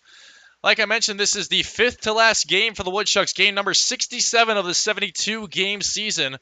And starting tomorrow, it is the final 3 home games of the season, Wednesday, Thursday, and Friday. Tomorrow night will be a mystery bobblehead giveaway at Athletic Park. So the first 500 fans through the gate will receive a mystery bobblehead through the team's 30 years of existence. And it'll also be a Lion and Kugel's Brats and Brews night, where you can enjoy $3 brats, and fans of legal drinking age can enjoy $3 16-ounce craft beer drafts. So make sure to come on out for the 3rd to last home game of the season tomorrow night, as it will be a mystery bobblehead giveaway and that Lion and Kugel's craft beers and brats night. As the 3-0 misses on the 3-0 is in there from Piontek for strike 1, the outer half of the strike zone. Van Ness singled last time up. Now 1 for 2. Also scored the second run for the Woodchucks, the second of 2. 3-1 from Piontek is going to hit the low inside corner on the breaking ball, so that will load the count full.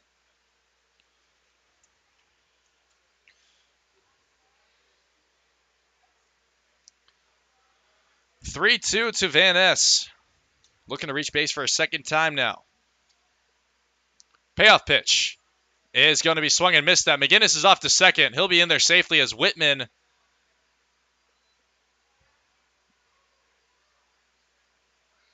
did not make the throw in time, but they're going to say that Trent Van Ness caused an interference. So they're going to say that Van Ness got in the way of Paul Whitman trying to make the throw to second, and they're going to call McGinnis out on the base path because of that.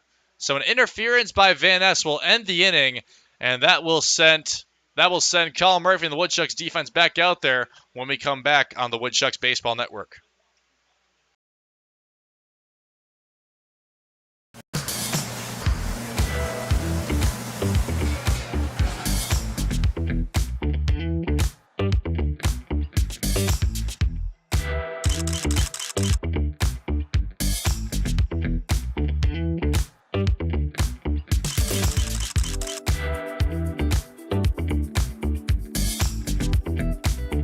Don't miss out on any of the great food at Athletic Park. For tickets, call 715-845-5055.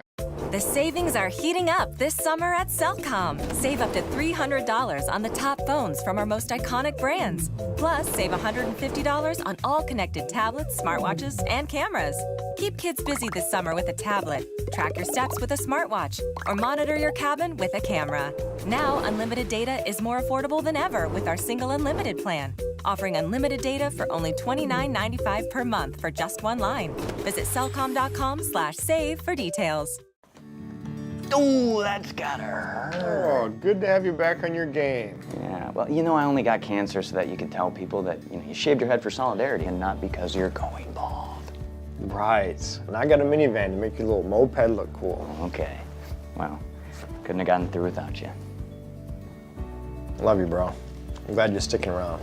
Oh, that means so much coming from Mom and Dad's second favorite. Whatever.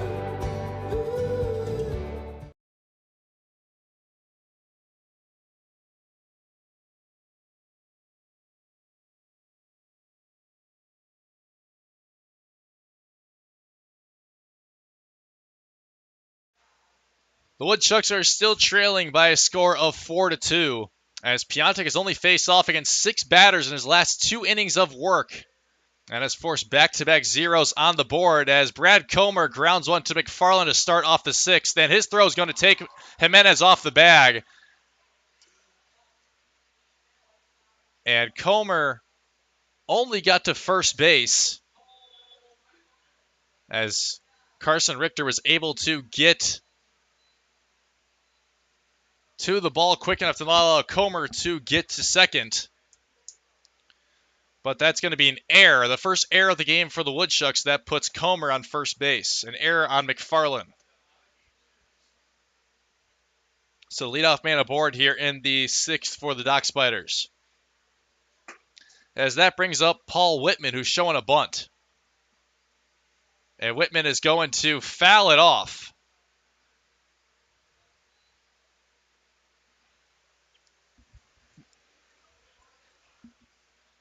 So Whitman fouls off the bunt.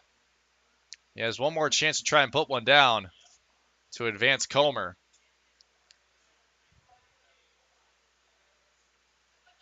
And he's not showing bunt here, as instead he takes a low curveball from Murphy for ball 1. This run will not be earned to Murphy if Comer does end up scoring, as that is not an earned base runner. 1-1 is going to be taken high and outside on a fastball. Whitman is 0 for 2 on the game with an RBI.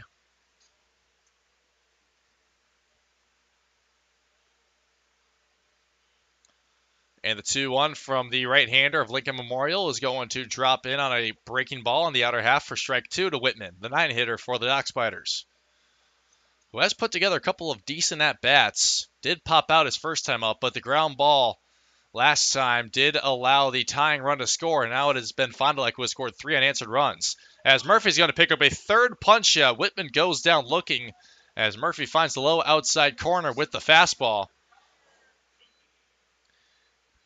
And now that should be out number 2 here in the 6th, but instead it's only out number 1. As that brings up Connor Cooney once again. Now the Dock Spiders going through it for a 4th time. The Dock Spiders, who before this 5-game losing streak came in with a record of 15-12, which was right there in the race for the second half crown in the Great Lakes West. But now they have fallen into 4th place, trailed by these Woodchucks at 13-19 in the second half. That 9-game losing streak really being a big kicker, which, if you really think about it math-wise, that is an 8th of the summer season, an 8th of the 72 games played. So that was a big hit to this Woodchucks team, who were right in the thick of it as well before that losing streak commenced. 1-1 now to Cooney, who has walked and singled in his last 2 at-bats, respectively. As he takes the 2-1, low and outside. Murphy still holding on Comer at first base.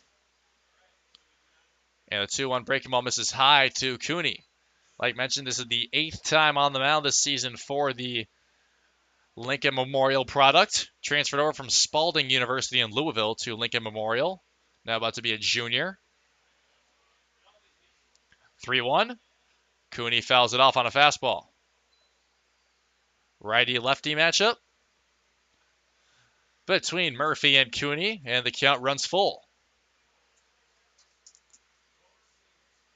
Woodchucks coming into this game 1-4 here at Herr-Baker Field, risking losing a 5th game. As Cooney's going to be walked for a 2nd straight time now. He takes low outside fastball, and Murphy has allowed his first walk of the outing. As coming to the plate now will be Jake Serrain, who singled last time up. And then was put out on the base path on the fielder's choice by Parker Knoll.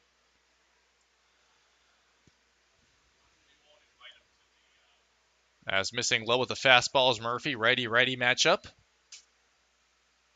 Jake Serrain, UW Oshkosh product, just staying pretty local around Lake Winnebago, making a short little drive down Highway 41 to play here with the Dock Spiders. As he hits the 1-0 into, probably out of this ballpark, I'd imagine. That was way foul.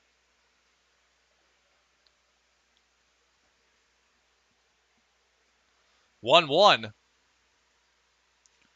As that will not find the inner half of the strike zone. Murphy, another fastball, but misses inside to Serrain.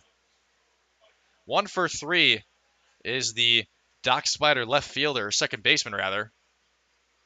And he fouls off the breaking ball for strike 2.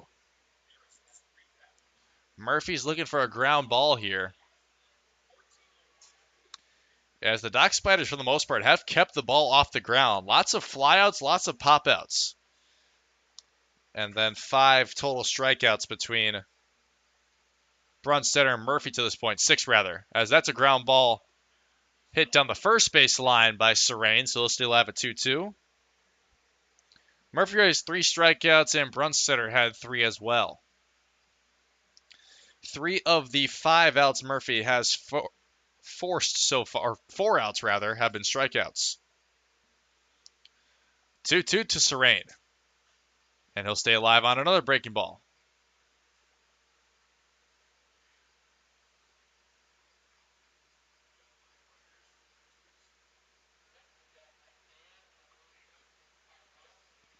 Two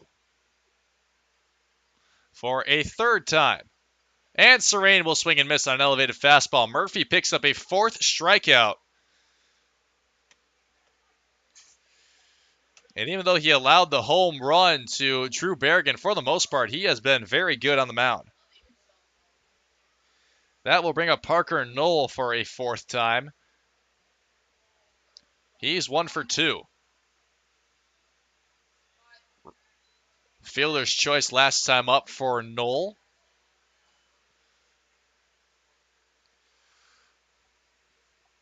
One of the second half players for the Dock Spiders. 1-0 from Murphy. Is going to be swung at on an elevated fastball. Same pitch that got out Serrain swinging. 1-1.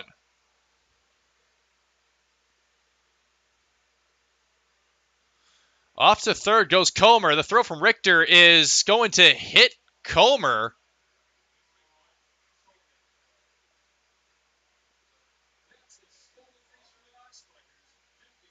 As Richter tried to throw it over to McFarland, but instead the throw hit the sliding body of Comer.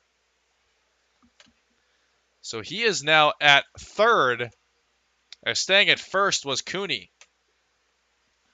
2-1 That'll drop low and outside to Parker Knoll. Knoll has a chance to add another run for Fond du Lac. And like mentioned, that won't be an earned run to Murphy. Will Comer as Knoll hits this one into right center field. Going back for his Dwight Allen, and he'll have it. So he makes the grab on the fly out by Parker Knoll, and that will retire the side here in the 6th inning. Fond du Lac stays up by a score of 4-2, and we're into the latter part of this baseball game here from Herr-Baker when we come back on the Woodchucks Baseball Network.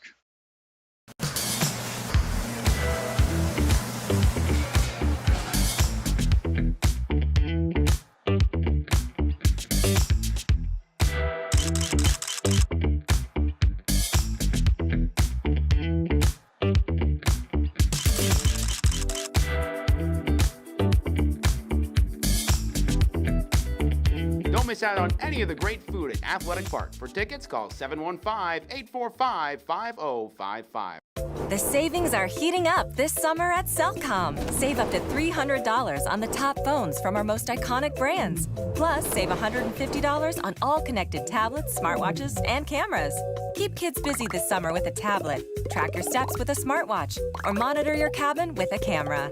Now, unlimited data is more affordable than ever with our single unlimited plan, offering unlimited data for only $29.95 per month for just one line. Visit cellcom.com/save for details. Ooh, that's gotta hurt. Oh, good to have you back on your game. Yeah, well, you know, I only got cancer so that you could tell people that, you shaved your head for solidarity and not because you're going bald. Right. And I got a minivan to make your little moped look cool. Okay. Well, couldn't have gotten through without you. Love you, bro. I'm glad you're sticking around. Oh, that means so much coming from Mom and Dad's second favorite. Whatever.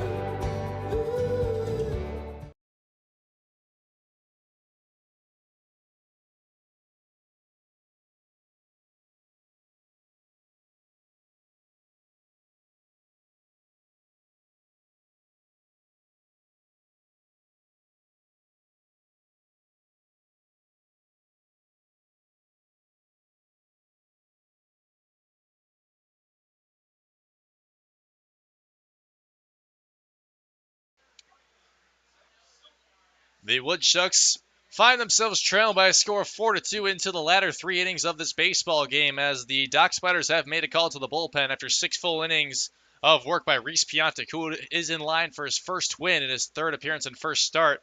They're bringing in the right-hander from Elizabethtown College in Pennsylvania, Zach Silfies. A hard-throwing right-hander who is coming in for the 22nd time as a Dock Spiders. 3-2 with 5 saves, has a 4.94 ERA. In 27 1/3 of work. Has allowed 31 hits, 15 runs all earned, has struck out 40 and only walked 10. So he has great command. As Jimenez fouls off the 0-2 slider, or 0-1 slider rather. And now make it 0-2. He has a whip of 1.5 and an opposing batting average of 287.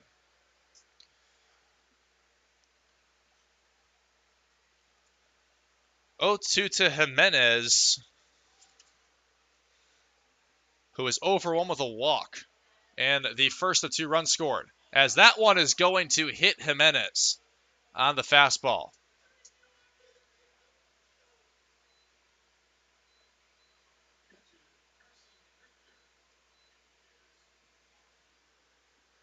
So the Woodchucks will have their leadoff man aboard off a hit by pitch.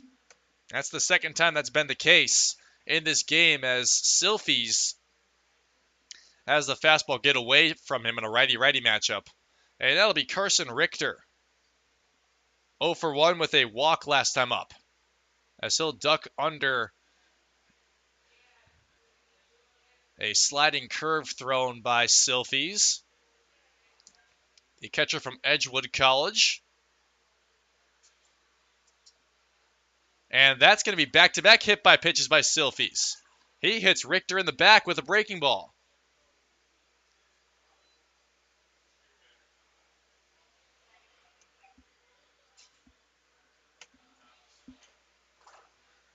As that's going to draw Doug Coe from the dugout right away. Silfies,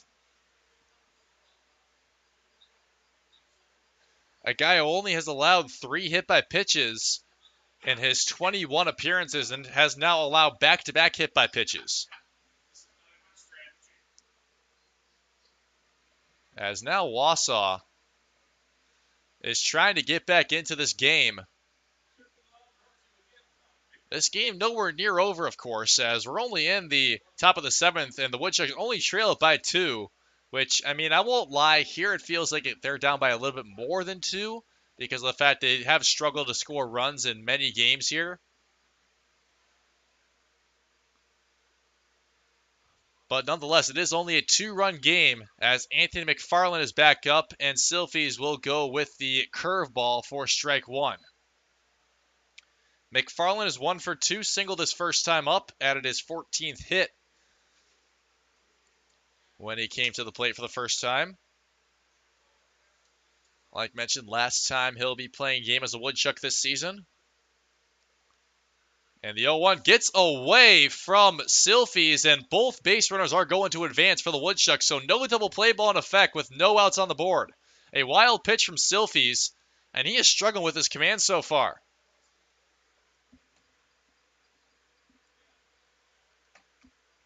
So now Jimenez is all the way at third, and Richter is at second. As Silfies is pitching for the first time since August 3rd against the Rafters of Wisconsin Rapids.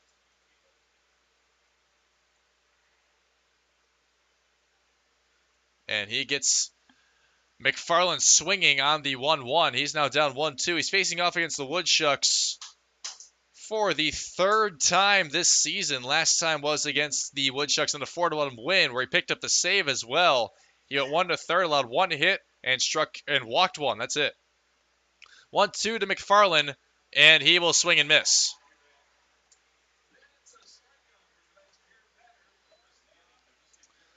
So that'll be Silfies'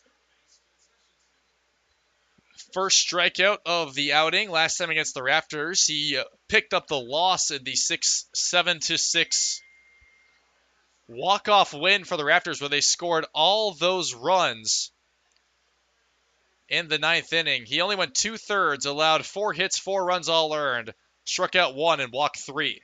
So a struggling outing for Silfies last time he came to the plate.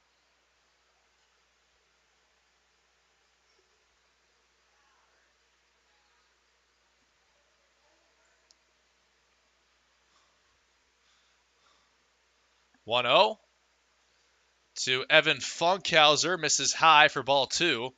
Funkhauser's 0 for 2.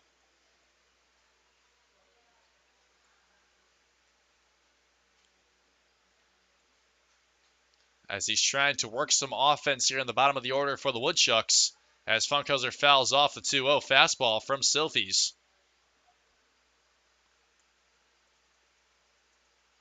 The Woodchucks do have the tying run 180 feet away, with Jacob Boos on deck.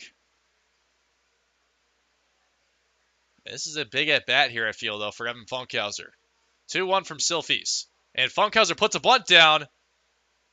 And that does work, as coming home is going to be Jimenez, and that's going to be an error that puts Funkhauser on first base.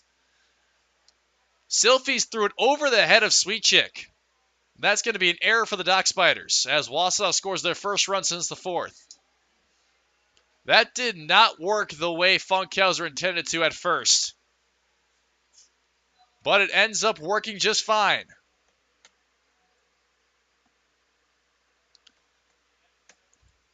So it won't be an RBI to Funkhauser, but coming home is Jimenez, and it's 4-3 now for Jacob Boos, who takes first pitch fastball in the outer half for strike 1.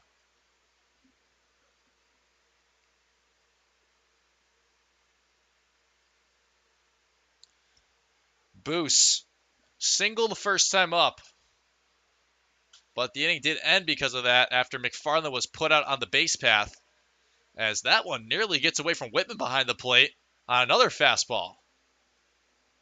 1-1 count now to Boos, who grounded right back to Piontek last time he was up. Piontek had a very nice outing on the pitching mound today in his first start. 1-1 from Silfies to Boos is going to drop low and inside on a breaking ball.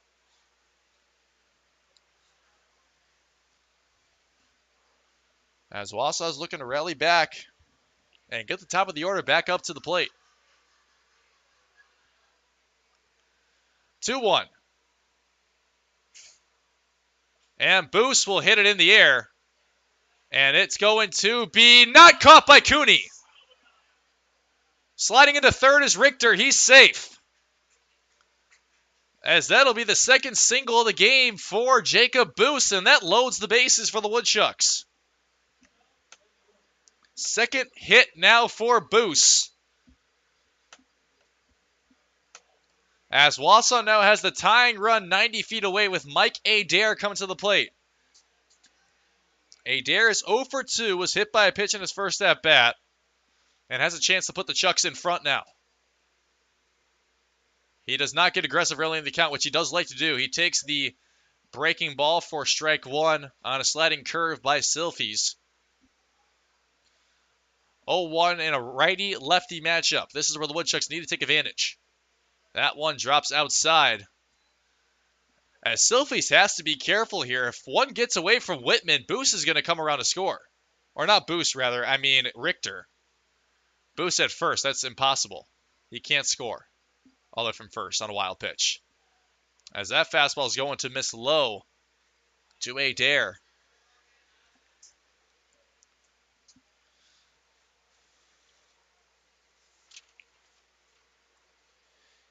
Adair, who picked up a couple of RBIs in his 2 RBI single in the second last night, has a chance to do the same thing right here. If he can get the better of the right-handed throwing Zach Silfies. He did pick up the loss last time out against the Rafters. 2-2 to Adair. It's going to be hit down the left field line, but it's going to go foul. Adair loves trying to push as a lefty, and he tried to do it there.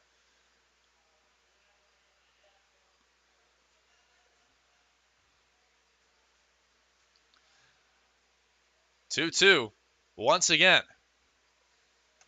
Silfies will throw it inside for ball 3. He's got to be careful here because a walk does tie the game up. The Woodchucks trying to take advantage of every bases loaded. Payoff pitch is going to miss low and outside, and we're tied at 4. RBI walk for Mike Adair.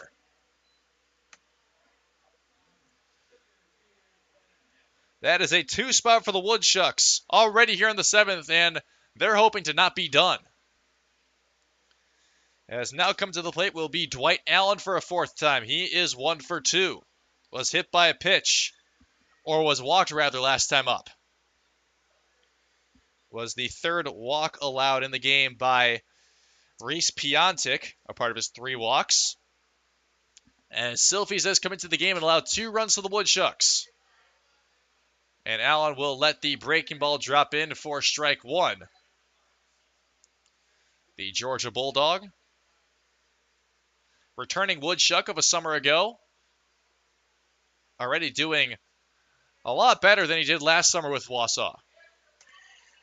0-1 is going to miss outside from Silfies on an off-speed pitch.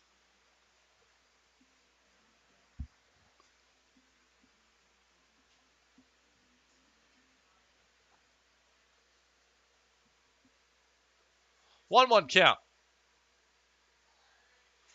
And that's going to find the low outside corner for strike 2.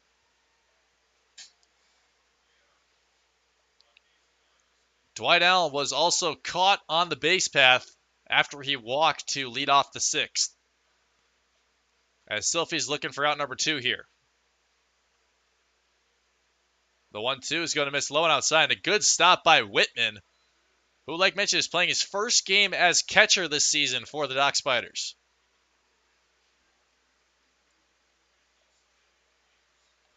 2-2. Still with only 1 out.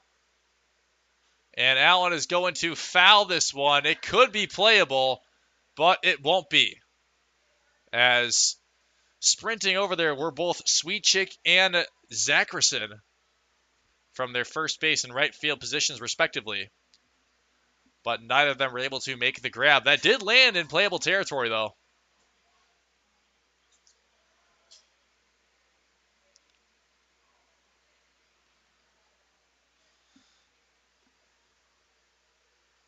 as Dwight Allen's looking to get the Woodchucks back in front now.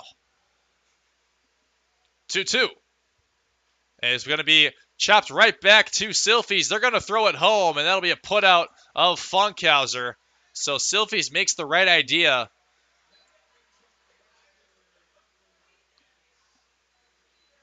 And gets Funkhauser out. So that'll be a fielder's choice for Allen. That puts out number 2 on the board. Keeps bases loaded, though, for Mike McGinnis.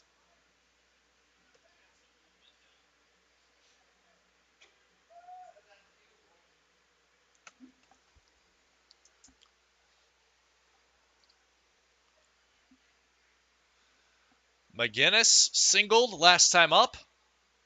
Extended his hit streak to 8 games as he takes a low outside fastball for ball 1 from Silfies.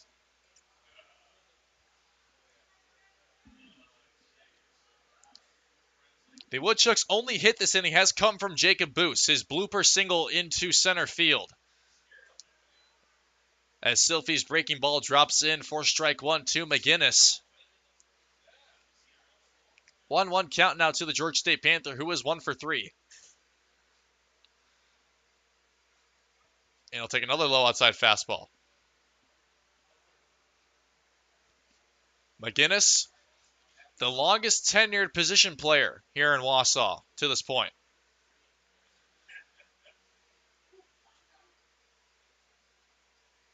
2-1. That's also going to drop it on a breaking ball for strike 2. Spiking motion that comes right back into the strike zone against a righty. McGinnis has been fooled by a couple of them so far. 2-2. And McGinnis will foul it off the edge of his bat. The end of his bat, rather. So Zach Silfies has now pitched his 35th pitch of the inning. He is done after this inning.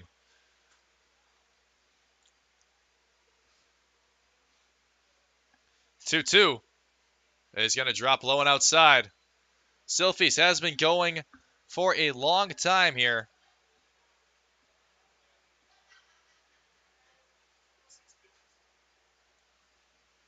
Payoff pitch.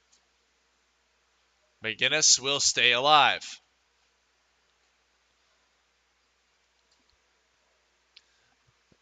Silfies will not be in the game for the Dock Spiders into the 8th.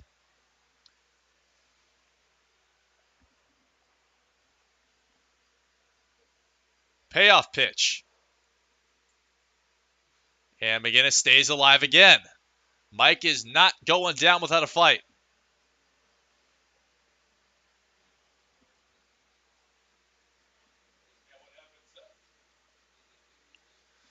It'll be a payoff pitch for a 4th time.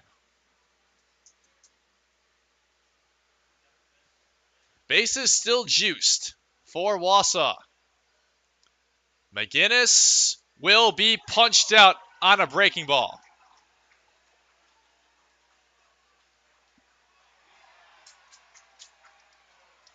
As McGinnis just got tossed out of the game.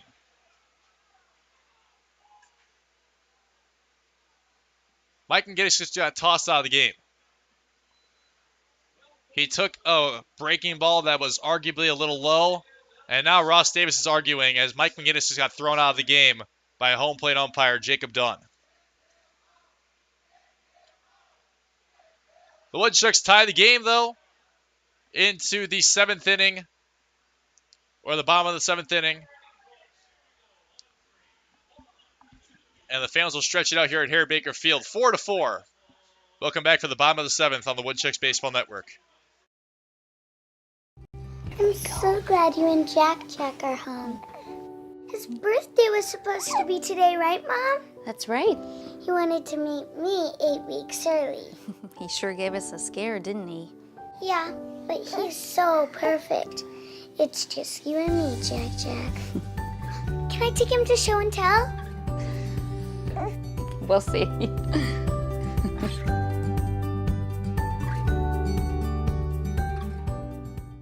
The savings are heating up this summer at Cellcom. Save up to $300 on the top phones from our most iconic brands. Plus, save $150 on all connected tablets, smartwatches, and cameras. Keep kids busy this summer with a tablet. Track your steps with a smartwatch, or monitor your cabin with a camera. Now, unlimited data is more affordable than ever with our single unlimited plan. Offering unlimited data for only $29.95 per month for just one line. Visit cellcom.com/save for details.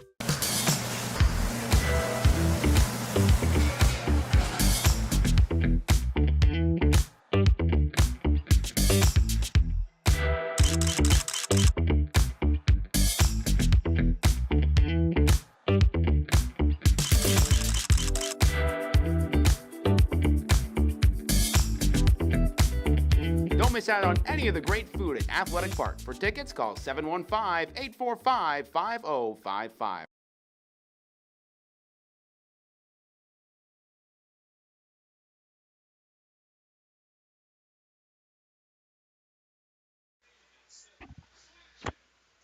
Mike McGinnis gets thrown out of the game after a controversial strikeout call by Jacob Dunn.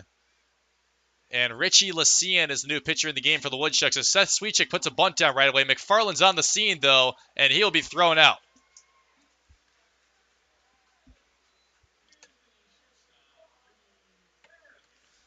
So quick first out of Seth Sweetchick as McFarland was ready for the bunt. And Richie Lycian comes in after 2 innings by Colin Murphy.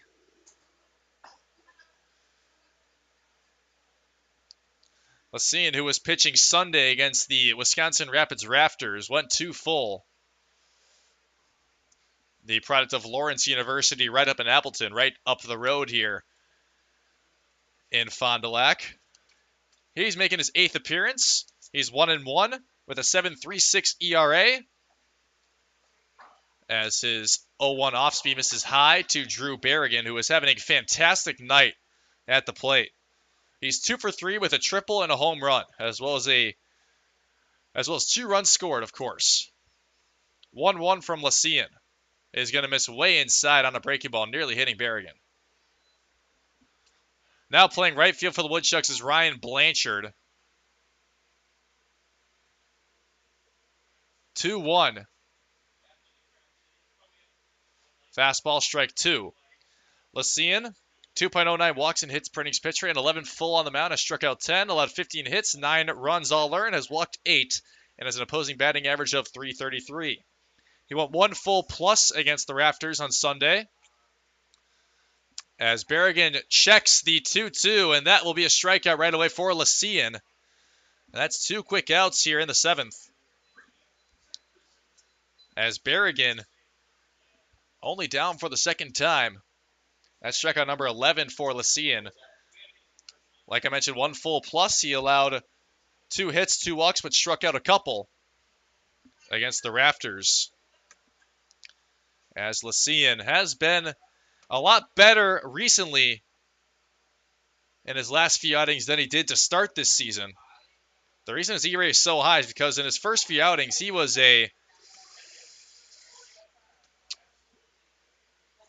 allowing runs left and right, walks left and right. Had no control over his pitches, really. But now he has been better about it. If you look at the first time he pitched against the Fond du Lac Dock Spiders, he allowed 4 hits, 5 runs all earned in 1 inning of work. And now he's facing off against Fond du Lac for a 2nd time, looking for a 1-2-3 here in the 7th to keep this game tied into the 8th. 2-1 now to Brady Zackerson, who's looking to avoid a 1-2-3 for the Dock Spiders on offense, as Lycian misses outside with a fastball.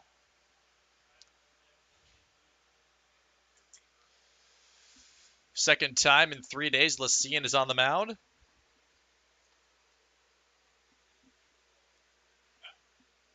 And the 3-1 is going to be fouled down the third base line.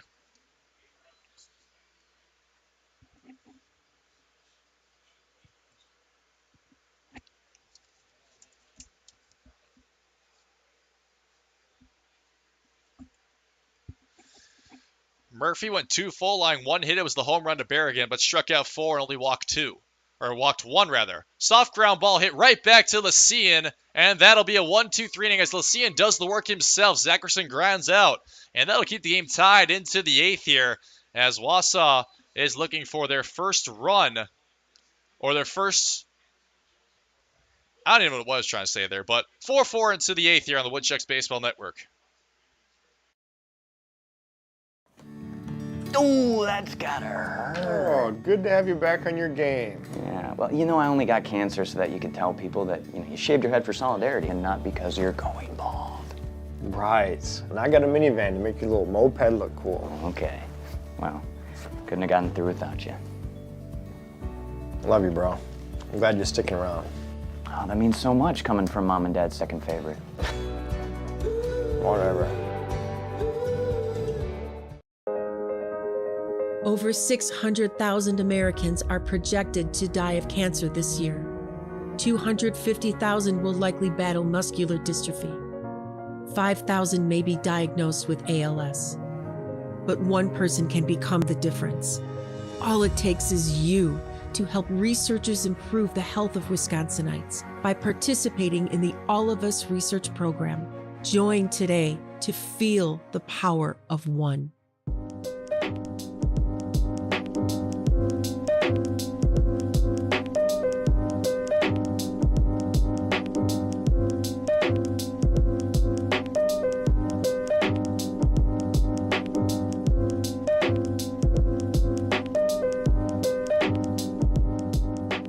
To buy your own Woodchucks merchandise, visit the Woodshed at Athletic Park, or you can visit our website, www.woodchucks.com.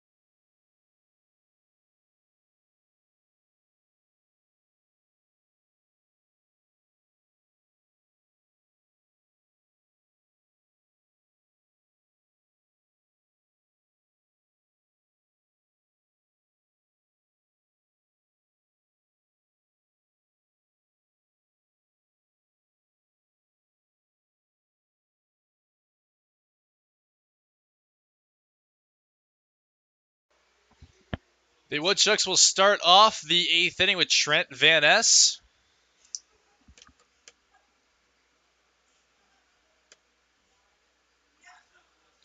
Van Ness, the designated hitter, comes into the bat 1 for 3. He's facing off against the new pitcher for the Dock Spiders, Jack Niedringhaus, who's in for the 18th time as a Dock Spider. Is 1-3, has 26 innings under his belt. Comes in with a 3.81 ERA, a WHIP of 1.46. As fouling off the 1-0 is Van Ness. Niedringhaus, the product of Xavier University in Ohio, Big East baseball. He's from St. Louis, Missouri. Just finished up his freshman year. Did the 6-foot left-hander. Last time out for Niedringhaus was against the Rafters on August 4th. Where 1 full inning, allowed 1 hit, 2 runs, both earned. Walked a couple and struck out 1. This is a ground ball that goes foul for strike 2 by Van Ness down the first base line. Niedringhaus facing off against the Woodchucks for another 4th time. Actually picked up his lone win this season against the Woodchucks back on June 18th in the game the Dock Spiders shut out Wausau here on Father's Day. 1-0. That game was a pitcher's matchup as Van Ness hits this one into right field. It is a flyout into the glove of Brady Zackerson. So Van Ness now 1 for 4, as that'll bring up Andrew Jimenez, who is still only 0 for 1, but has walked and has been hit by a pitch, as well as scored 2 runs and stolen a base. As the Woodchucks looking to get back in front for the first time since their 1 run in the 4th, where they took a 2-1 lead before Fond du Lac scored 2 in that inning.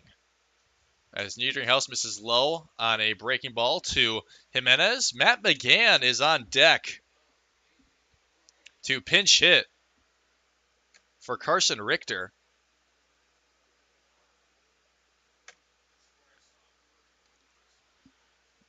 And the 1-0 taken high on a fastball to Jimenez, who, like mentioned, came in on a 6-game hit streak. Has already extended the on-base streak to 7 games, as the 2-0 is fouled by the UW Milwaukee Panther. Andrew Jimenez did not play last night, but like mentioned, was 2 for 5 against the Raptors on Sunday in the 7-6 loss. 2-1. Jimenez is through the fastball. That'll be strike 2.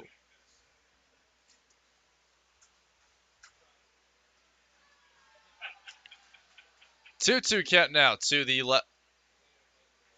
to Jimenez. And Niedringhaus will have to pitch at least one more time as Jimenez fouls off the 2-2.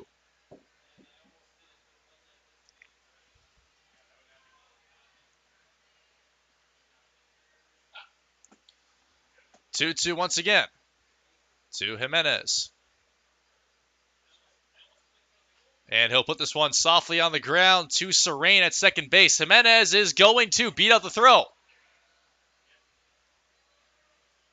And they're going to call it a hit. So that'll be an infield single for Jimenez, who now has a hit in 7 straight games.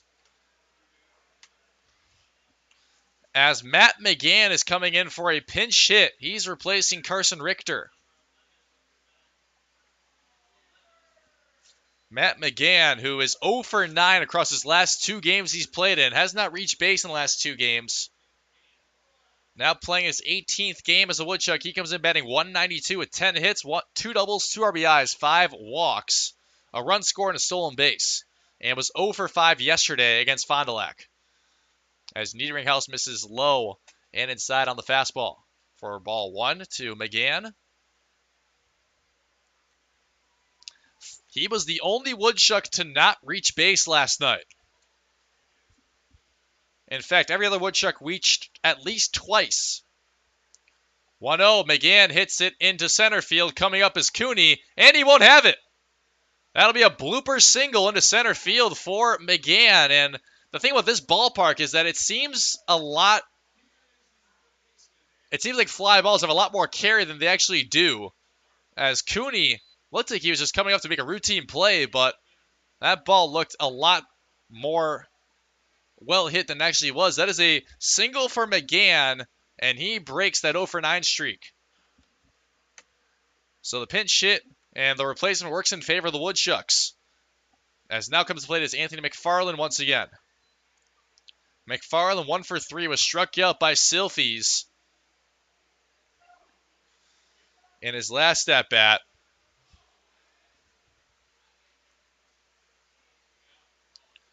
0-1 to McFarland. And he will take a breaking ball for strike 2. He's down 0-2. As he has the leading run in scoring position at second base in Jimenez. He already has 2 runs on the game, too. The 0-2 pitch is going to be low.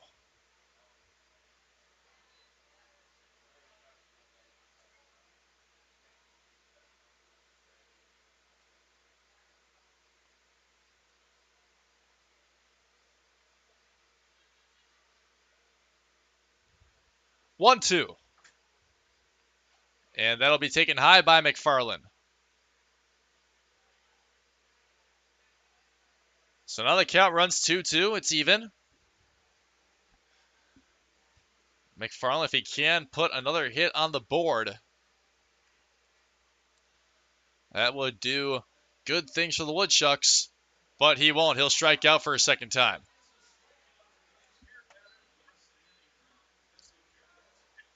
So that'll bring up Evan Funkhauser once again. Funkhauser reached on air on that bunt he had last time up.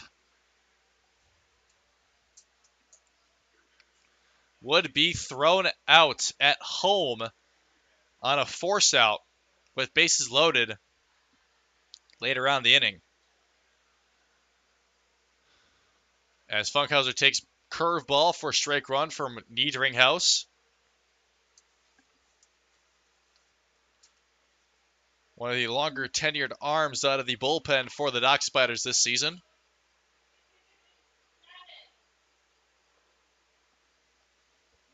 0-1. Funkhauser rather, swings and misses, and he'll be down 0-2.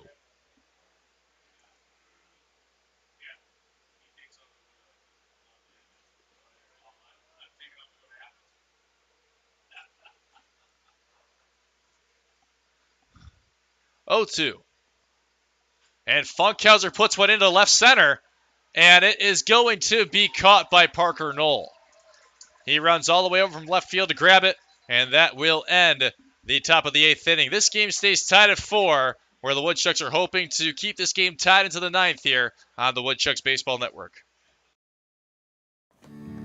Oh, that's gotta hurt. Oh, good to have you back on your game. Yeah, well, I only got cancer so that you could tell people that, you shaved your head for solidarity and not because you're going bald. Right. And I got a minivan to make your little moped look cool. Okay. Well, couldn't have gotten through without you. Love you, bro. I'm glad you're sticking around. Oh, that means so much coming from Mom and Dad's second favorite. Whatever. Over 600,000 Americans are projected to die of cancer this year. 250,000 will likely battle muscular dystrophy. 5,000 may be diagnosed with ALS. But one person can become the difference. All it takes is you to help researchers improve the health of Wisconsinites by participating in the All of Us research program. Join today to feel the power of one.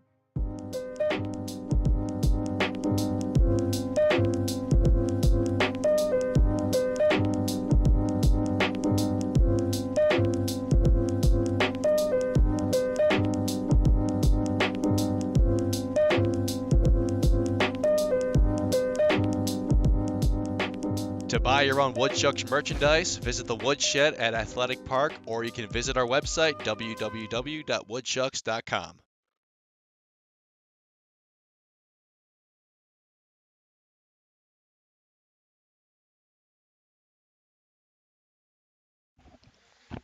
It's the bottom of the 8th inning here on the Woodchucks Baseball Network. Will Charlton with you tonight as the Woodchucks are looking to get this game into the 9th, tied up at 4 apiece still.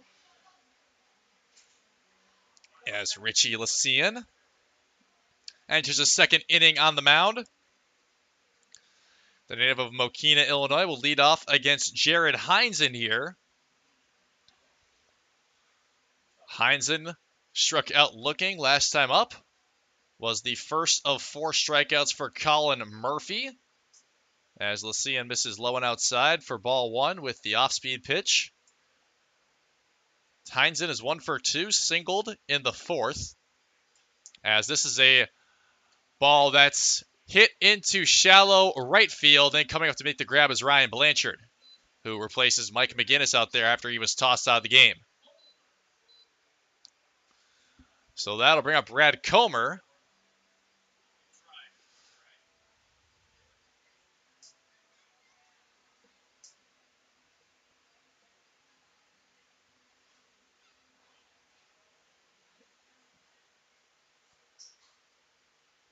And the first pitch on the righty-righty matchup between Lycian and Comer. As that will be a change-up for strike 1. Comer in the game is 0 for 2 with a reach on air, as well as an RBI, a sac fly that gave the Dock Spiders their first run of the game back in the 2nd. 0-1 is swung and missed at. Nice pitch on the off-speed by Lycian.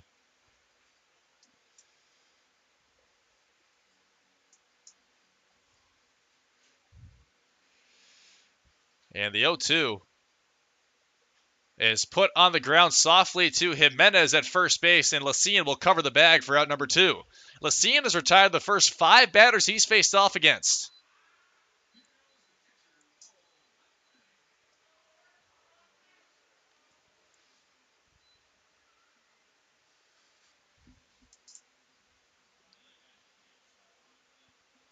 As now coming to the plate, looking to avoid back-to-back 1, 2, 3 innings from Richie Lacine will be Paul Whitman. In this 4-4 contest, Whitman takes low and outside, off speed from Lacine for ball 1.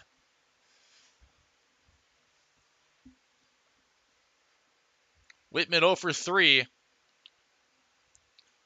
Was punched out last time up against Colin Murphy as Lacine goes fastball that hits the lower half of the strike zone.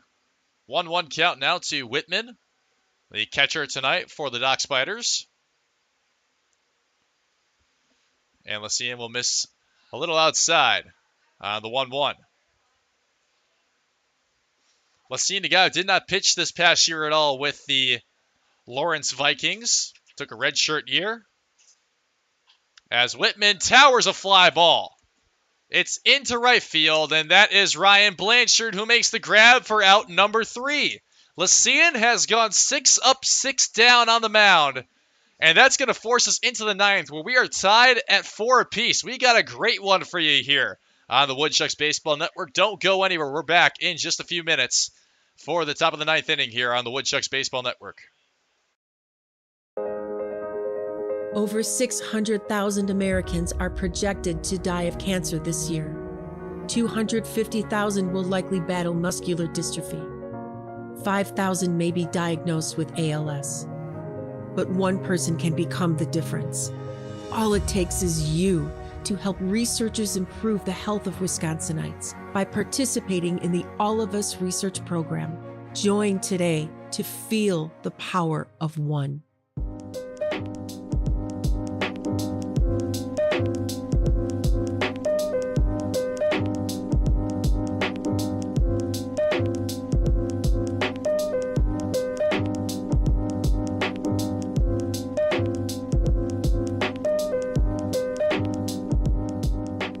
To buy your own Woodchucks merchandise, visit the Woodshed at Athletic Park, or you can visit our website, www.woodchucks.com. I'm so glad you and Jack are home. His birthday was supposed to be today, right, Mom? That's right. He wanted to meet me 8 weeks early. He sure gave us a scare, didn't he? Yeah, but he's so perfect. It's just you and me, Jack. Can I take him to show and tell? We'll see.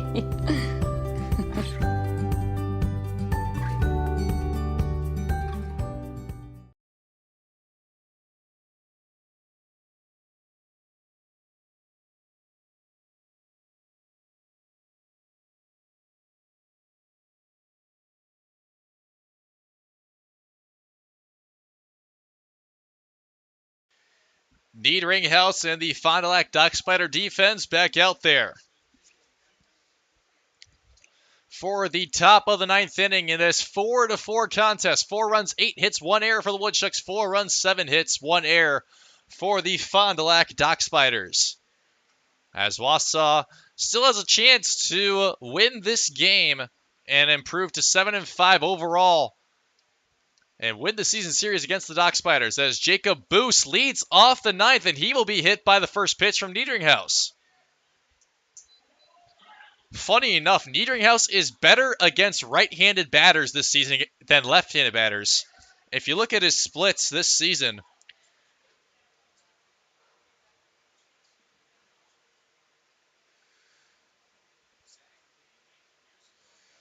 he has a 5.23 ERA against left-handed batters and a 2.87 against right-handed batters.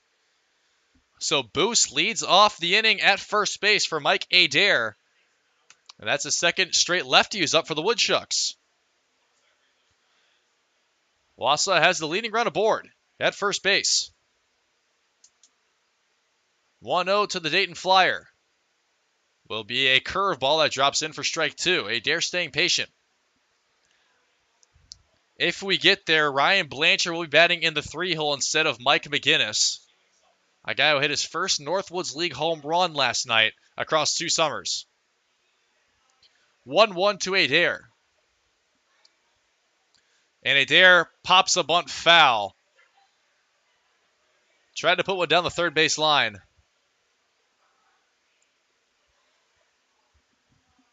Instead, he's down 1-2 now.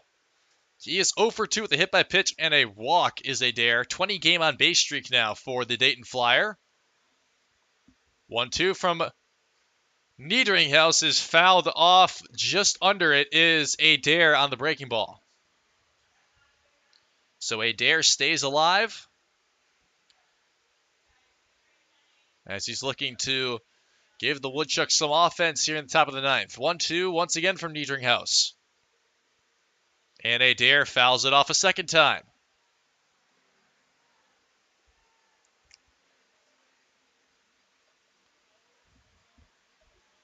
It's going to be a good finish here in Fond du Lac. Gotta love good baseball. 1-2 to Adair. And Adair hits one on the ground to Berrigan. He can't field it cleanly. And Adair's going to beat up the throw. That's going to be... I have to imagine that's probably a hit. Still have not seen what it is yet. It's regardless of first base appearance for Adair. An appearance at first base for Adair, which keeps the out count at 0. Oh, they're going to call it an error on Berrigan. So Berrigan makes his first mistake of this game after having a very good game on both sides of the ball. And that puts Adair at first, as Dwight Allen thought about laying a bunt down, but he pulled it back on an inside breaking ball. So that ball could have potentially been a double play ball from Berrigan, but instead the second Doc Spider error of the game could potentially hurt them, as the Woodchucks have the leading run 180 feet away with no outs on the board. Allen thinks about bunt again, but instead lays off an outside pitch from Niederinghaus. Allen grounded into fielder's choice last time up. It was the force out of Funkhauser at home back in the 2-run 7th for the Woodchucks. That tied this game up at 4. 2-0 to Allen, and he's going to put the bunt down this time, but he fouls it off. Ideally, putting it down the third base line would be where to put it, because it has to be good in order to let Jacob Boos get to third base. Dwight Allen and Jacob Boos both returning Woodchucks from last summer. And the 2-1 to Dwight Allen. He's showing bunt again. And that hit him?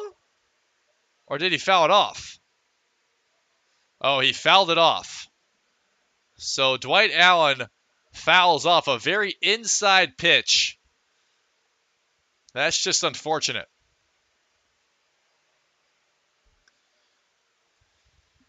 Woodchucks came into this game 15-19 on the road. Or 14-19 rather. Looking for win number 15 on the road. 2-2 to Allen. Is swung at down the right field line.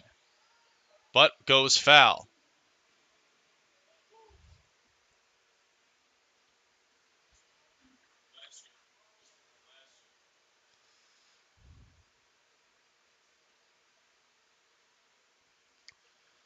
Two once again.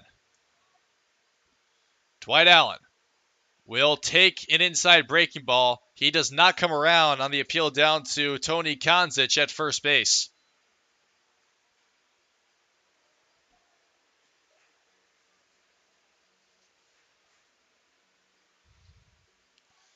As that's going to draw a mound visit between Paul Whitman, Seth Sweetchick, and Jack Niederinghaus. It'll be a full count with no outs. Here on the top of the 9th, as Wausau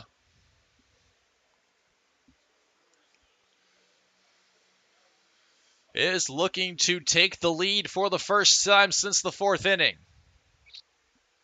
Trying to put themselves in a position to where they can potentially win this game in the bottom of the 9th inning. Payoff pitch to Dwight Allen from Jack Niedringhaus. It's a good one, and Allen hits it into right field. And holding at third is going to be Boost, but that will load the bases with no outs. Dwight Allen, his second single of the game. Bases are juiced as Ryan Blanchard is coming to the plate. Hit his first Northwoods League home run last night against the Dock Spiders off starting pitcher Amar Sengeg.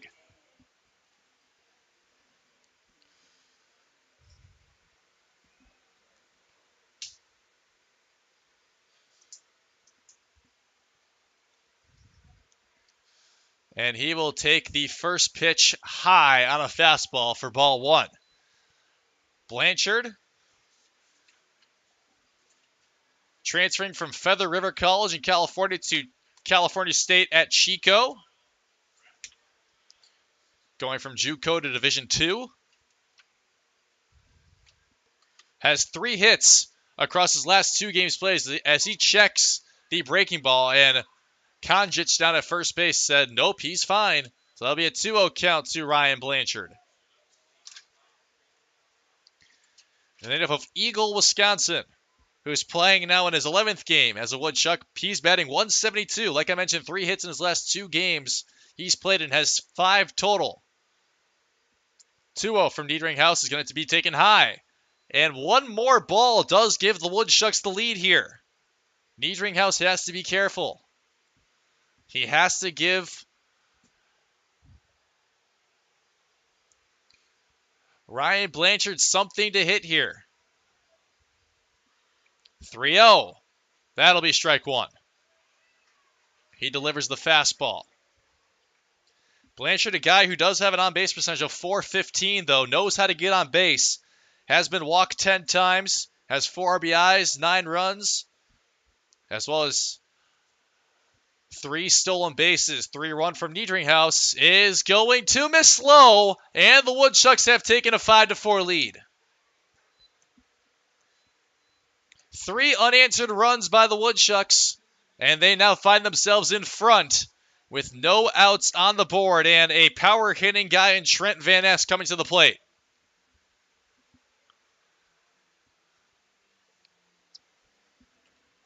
Ryan Blanchard picks up an RBI, his 5th now. And Wausau finds themselves in front, so they will have a chance to win the game in the bottom of the 9th, regardless of what happens with bases loaded here. Van Ness will swing at the first pitch he sees.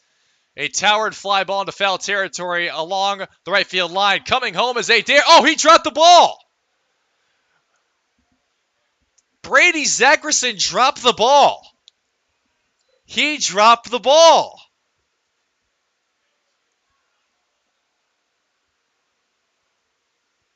Adair was going to tag up, but Zackerson dropped the ball. That's the 3rd error now by the Dock Spiders. And the bases stay loaded with no outs. Woodchucks up 6-4 now.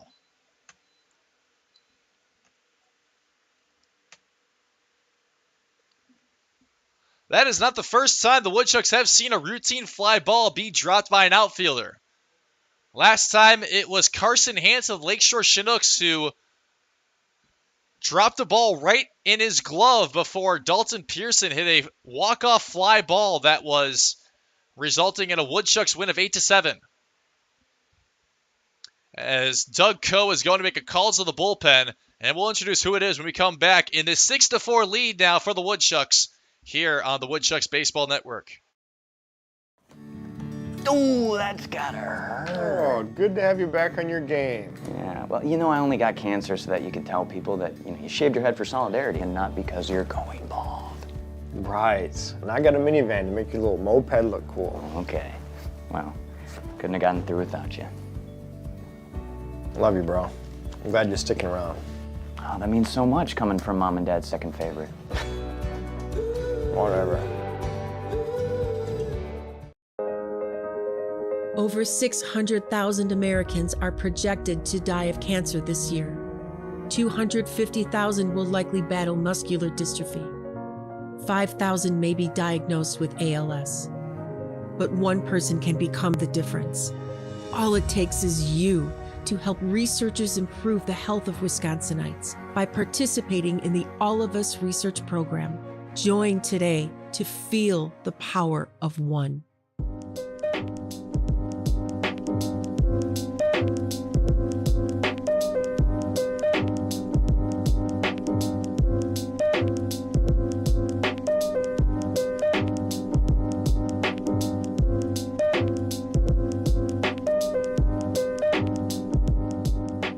To buy your own Woodchucks merchandise, visit the Woodshed at Athletic Park, or you can visit our website, www.woodchucks.com.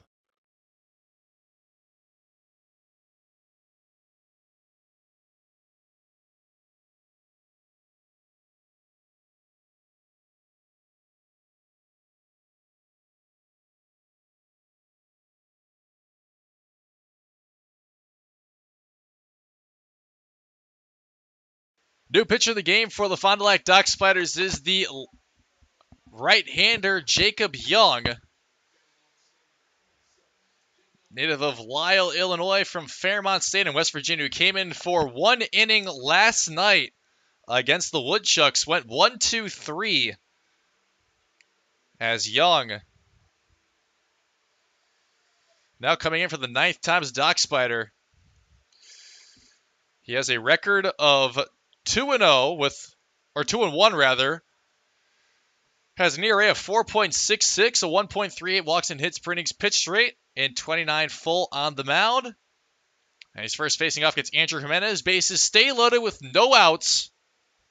There's already been 2 errors committed by the Dock Spiders in this inning, as the 1-0 is going to be taken high on an off-speed pitch to Jimenez, who extended his 6-game on base streak to 7 last time he came up to the plate.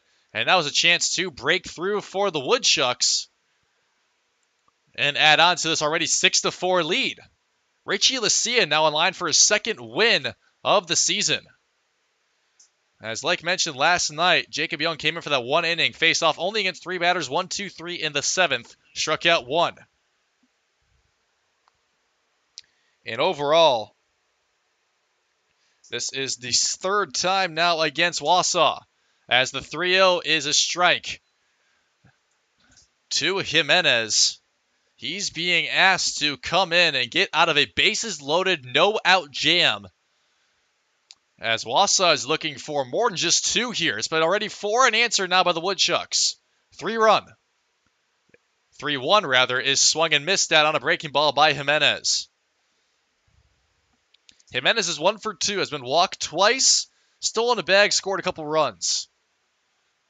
The UW Milwaukee Panther looking for more, trying to increase that batting average that he came in with, 324, even higher than it was before he got here. 3-2, payoff pitch is going to be taken low and outside, and Wausau leads it 7-4. Another walk driven in on, or another run driven in on a walk. And Jimenez picks up his first RBI of the game. Bases stay loaded with no outs for Matt McGann. Matt McGann singled his first time up. Broke an 0-for-9 streak across a couple of games back-to-back.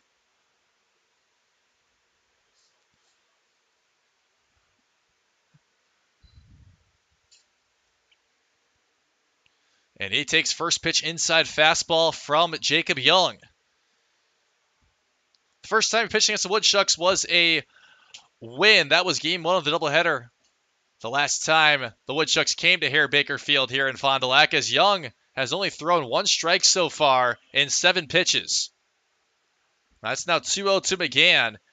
Young went 6 full in that game, only allowed 5 hits, 1 run. It was earned. Walked 1, but struck out 6.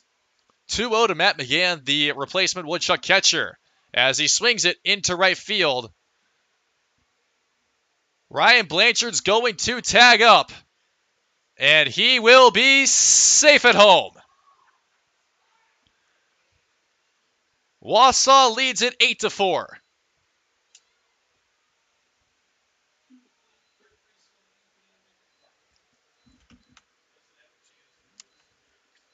RBI sac fly for McGann.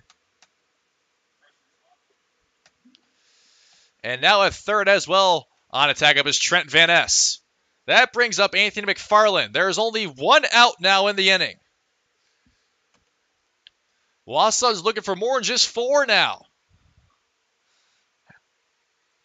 As I'd imagine, they might just leave Lacian in for the 9th. I mean, there's really no reason to take out a hot arm. He's gone 1, 2, 3 in back-to-back innings.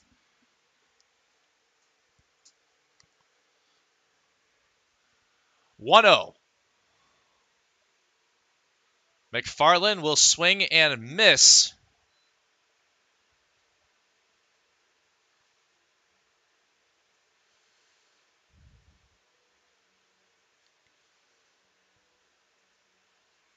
One now. McFarland has been struck out in back-to-back at-bats. He is 1 for 4. Infield playing in as taking second base was Jimenez. So he picks up his second stolen base of the game. That's now back-to-back games with 2 stolen bags for Andrew Jimenez, as he had a couple last night as well. Or, never mind, he didn't play last night. 2-1. Taken high for ball 3.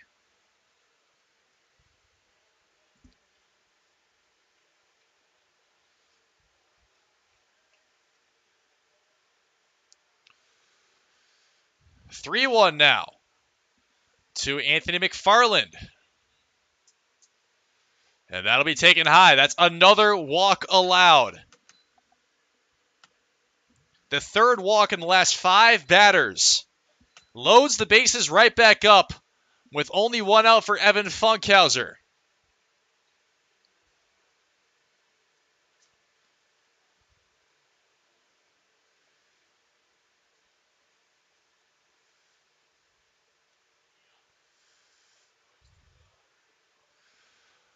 Evan Funkhauser flew out to left field last time. If he can do the same thing, that will give the Woodchucks another run. He swings and misses at the first pitch he sees, though.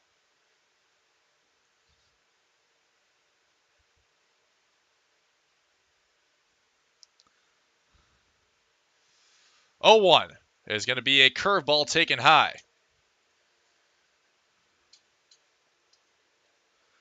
1-1 count to Evan Funkhauser, who is 0 for 4 with a reach on error. 1-1 is going to drop low.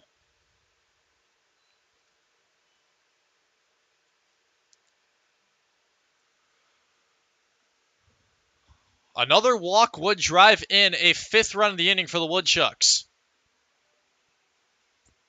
2-1 from Jacob Young. That's going to miss outside on an off-speed pitch. Ball 3.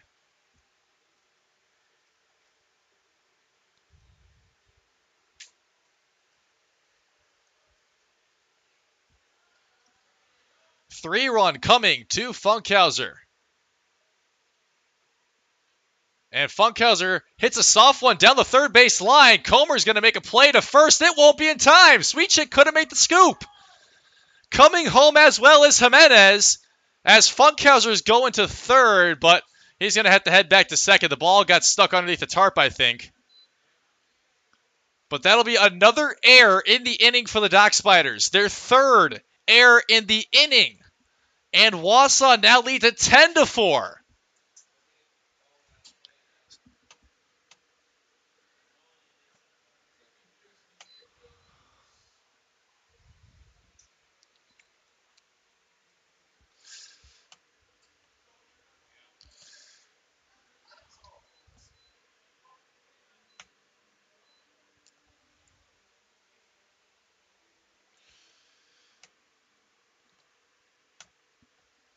So Funkhauser stays 0 for 5 now, but does drive in 2 more runs, as putting one on the ground, just getting into right field and being thrown out at first is Jacob Boos. So that'll be out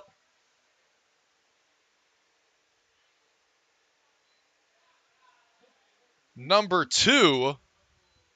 But coming home as well, there was Anthony McFarland. That is now the 7th run of the inning for the Woodchucks.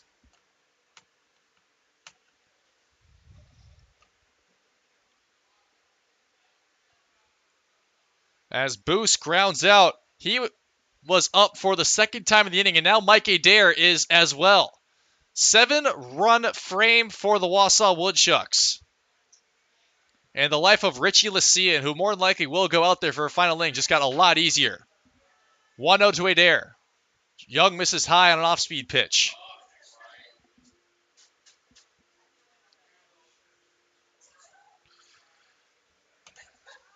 Adair's reached on the first error of 3 in this inning by Fond du Lac, who are now risking losing their 6th straight game. Wausau is looking to win the series set, or season set, 7-5, and sweep this 2-game home and home. They would win their 2nd game in a row here at Herr-Baker Field and finish 2-4 here this season. 5-1 at home against the Dock Spiders. 2-1 to Adair.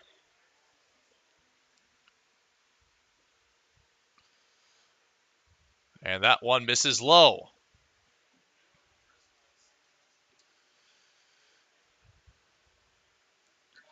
Nearing 3 hours of game time.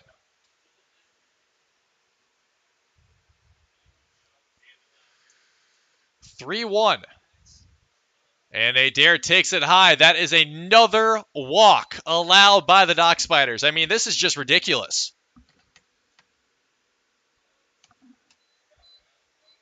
Runners now on the corners with 2 outs for Dwight Allen, who's batting for the 2nd time in the inning. Dwight Allen hit a single that loaded the bases initially before any runs would be scored.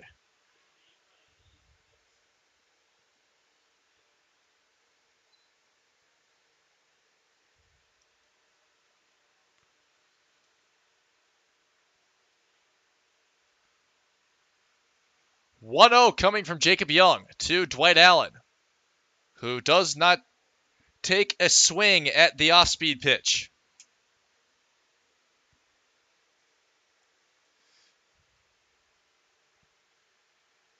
I mean, this is just ridiculous. 7-run 9th inning for the Woodchucks. As Dwight Allen hits this one into the glove of Berrigan, they're going to make a force out at second, and the inning will finally be over. Wausau had 7 insurance runs after the game was tied, and they'll be bringing in a different pitcher. It's going to be Logan Haslam coming in to look to finish the game. So the Woodchucks are 3 outs away from winning the season series over Fond du Lac, 7-5. We'll see if they can do it when we come back on the Woodchucks Baseball Network. Over 600,000 Americans are projected to die of cancer this year. 250,000 will likely battle muscular dystrophy. 5,000 may be diagnosed with ALS. But one person can become the difference. All it takes is you to help researchers improve the health of Wisconsinites by participating in the All of Us research program. Join today to feel the power of one.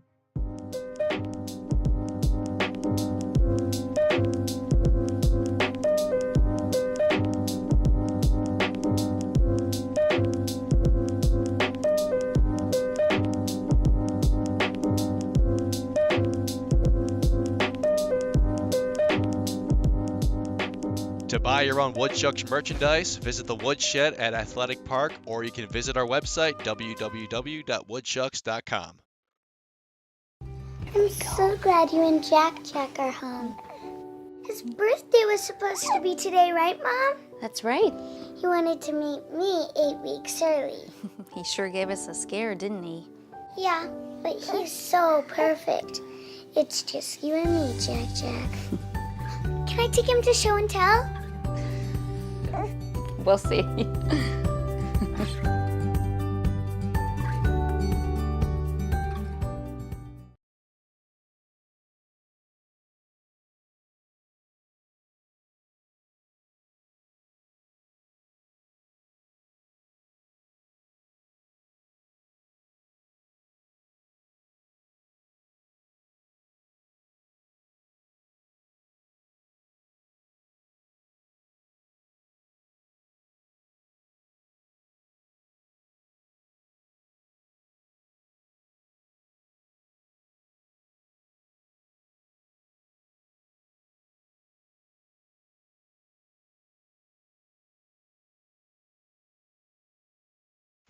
So Richie Lycean is in line for the win for the Woodchucks, as coming into the game looking to get the final 3 outs is a guy who has been very good on the mound so far. It's Logan Haslam.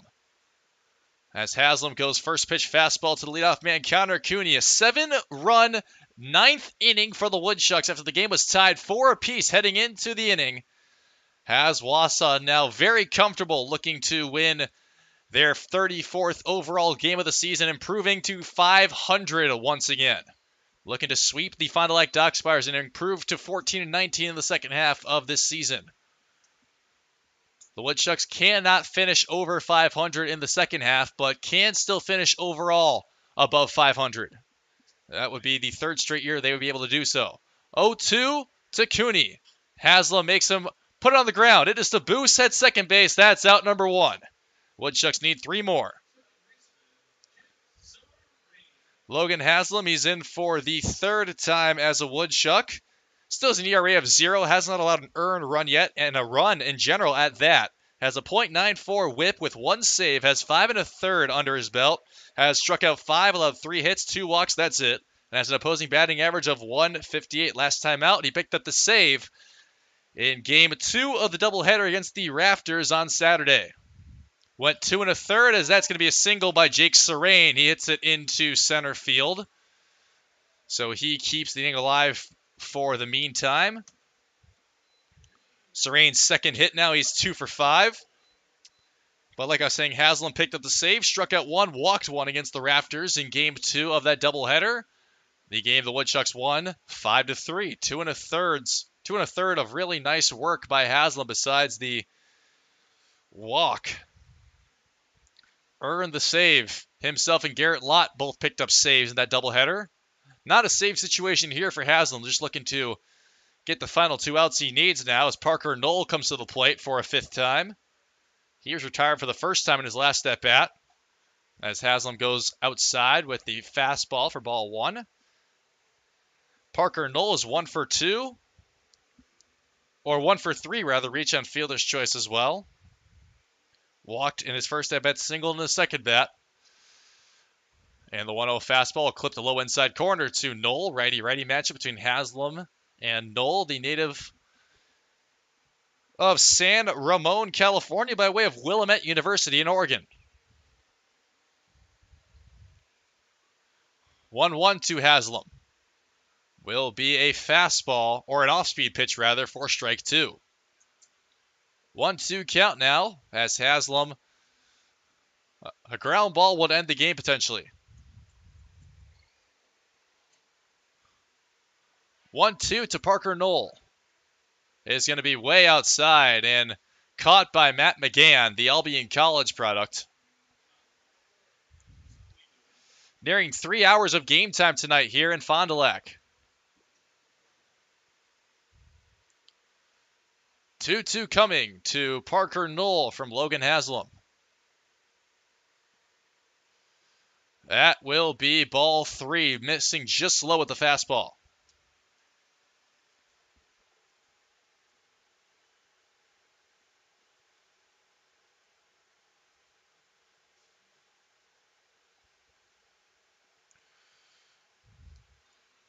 Three-two payoff pitch is going to just miss, and Haslam has walked Parker Knoll, so that puts runners on 1st and 2nd now with 1 out. As that brings up Seth Sweetchick. The first 2 Dock Spider base runners since the 6th inning, when Cooney walked and Comer reached on air.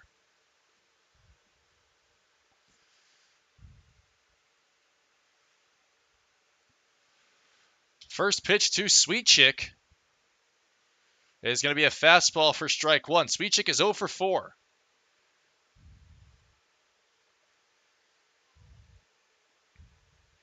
Definitely on the all-name team in the Northwoods League.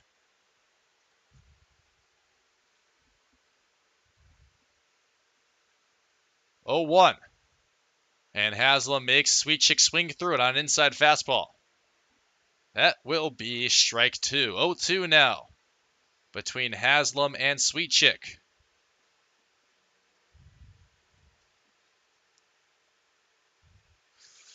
He's looking for out number 2 here in the 9th. 0-2. Sweet Chick puts it on the ground. It is to Funkhauser. They won't turn the double play, but they do get out Parker Knoll at second. So that'll put runners on the corners with 2 outs.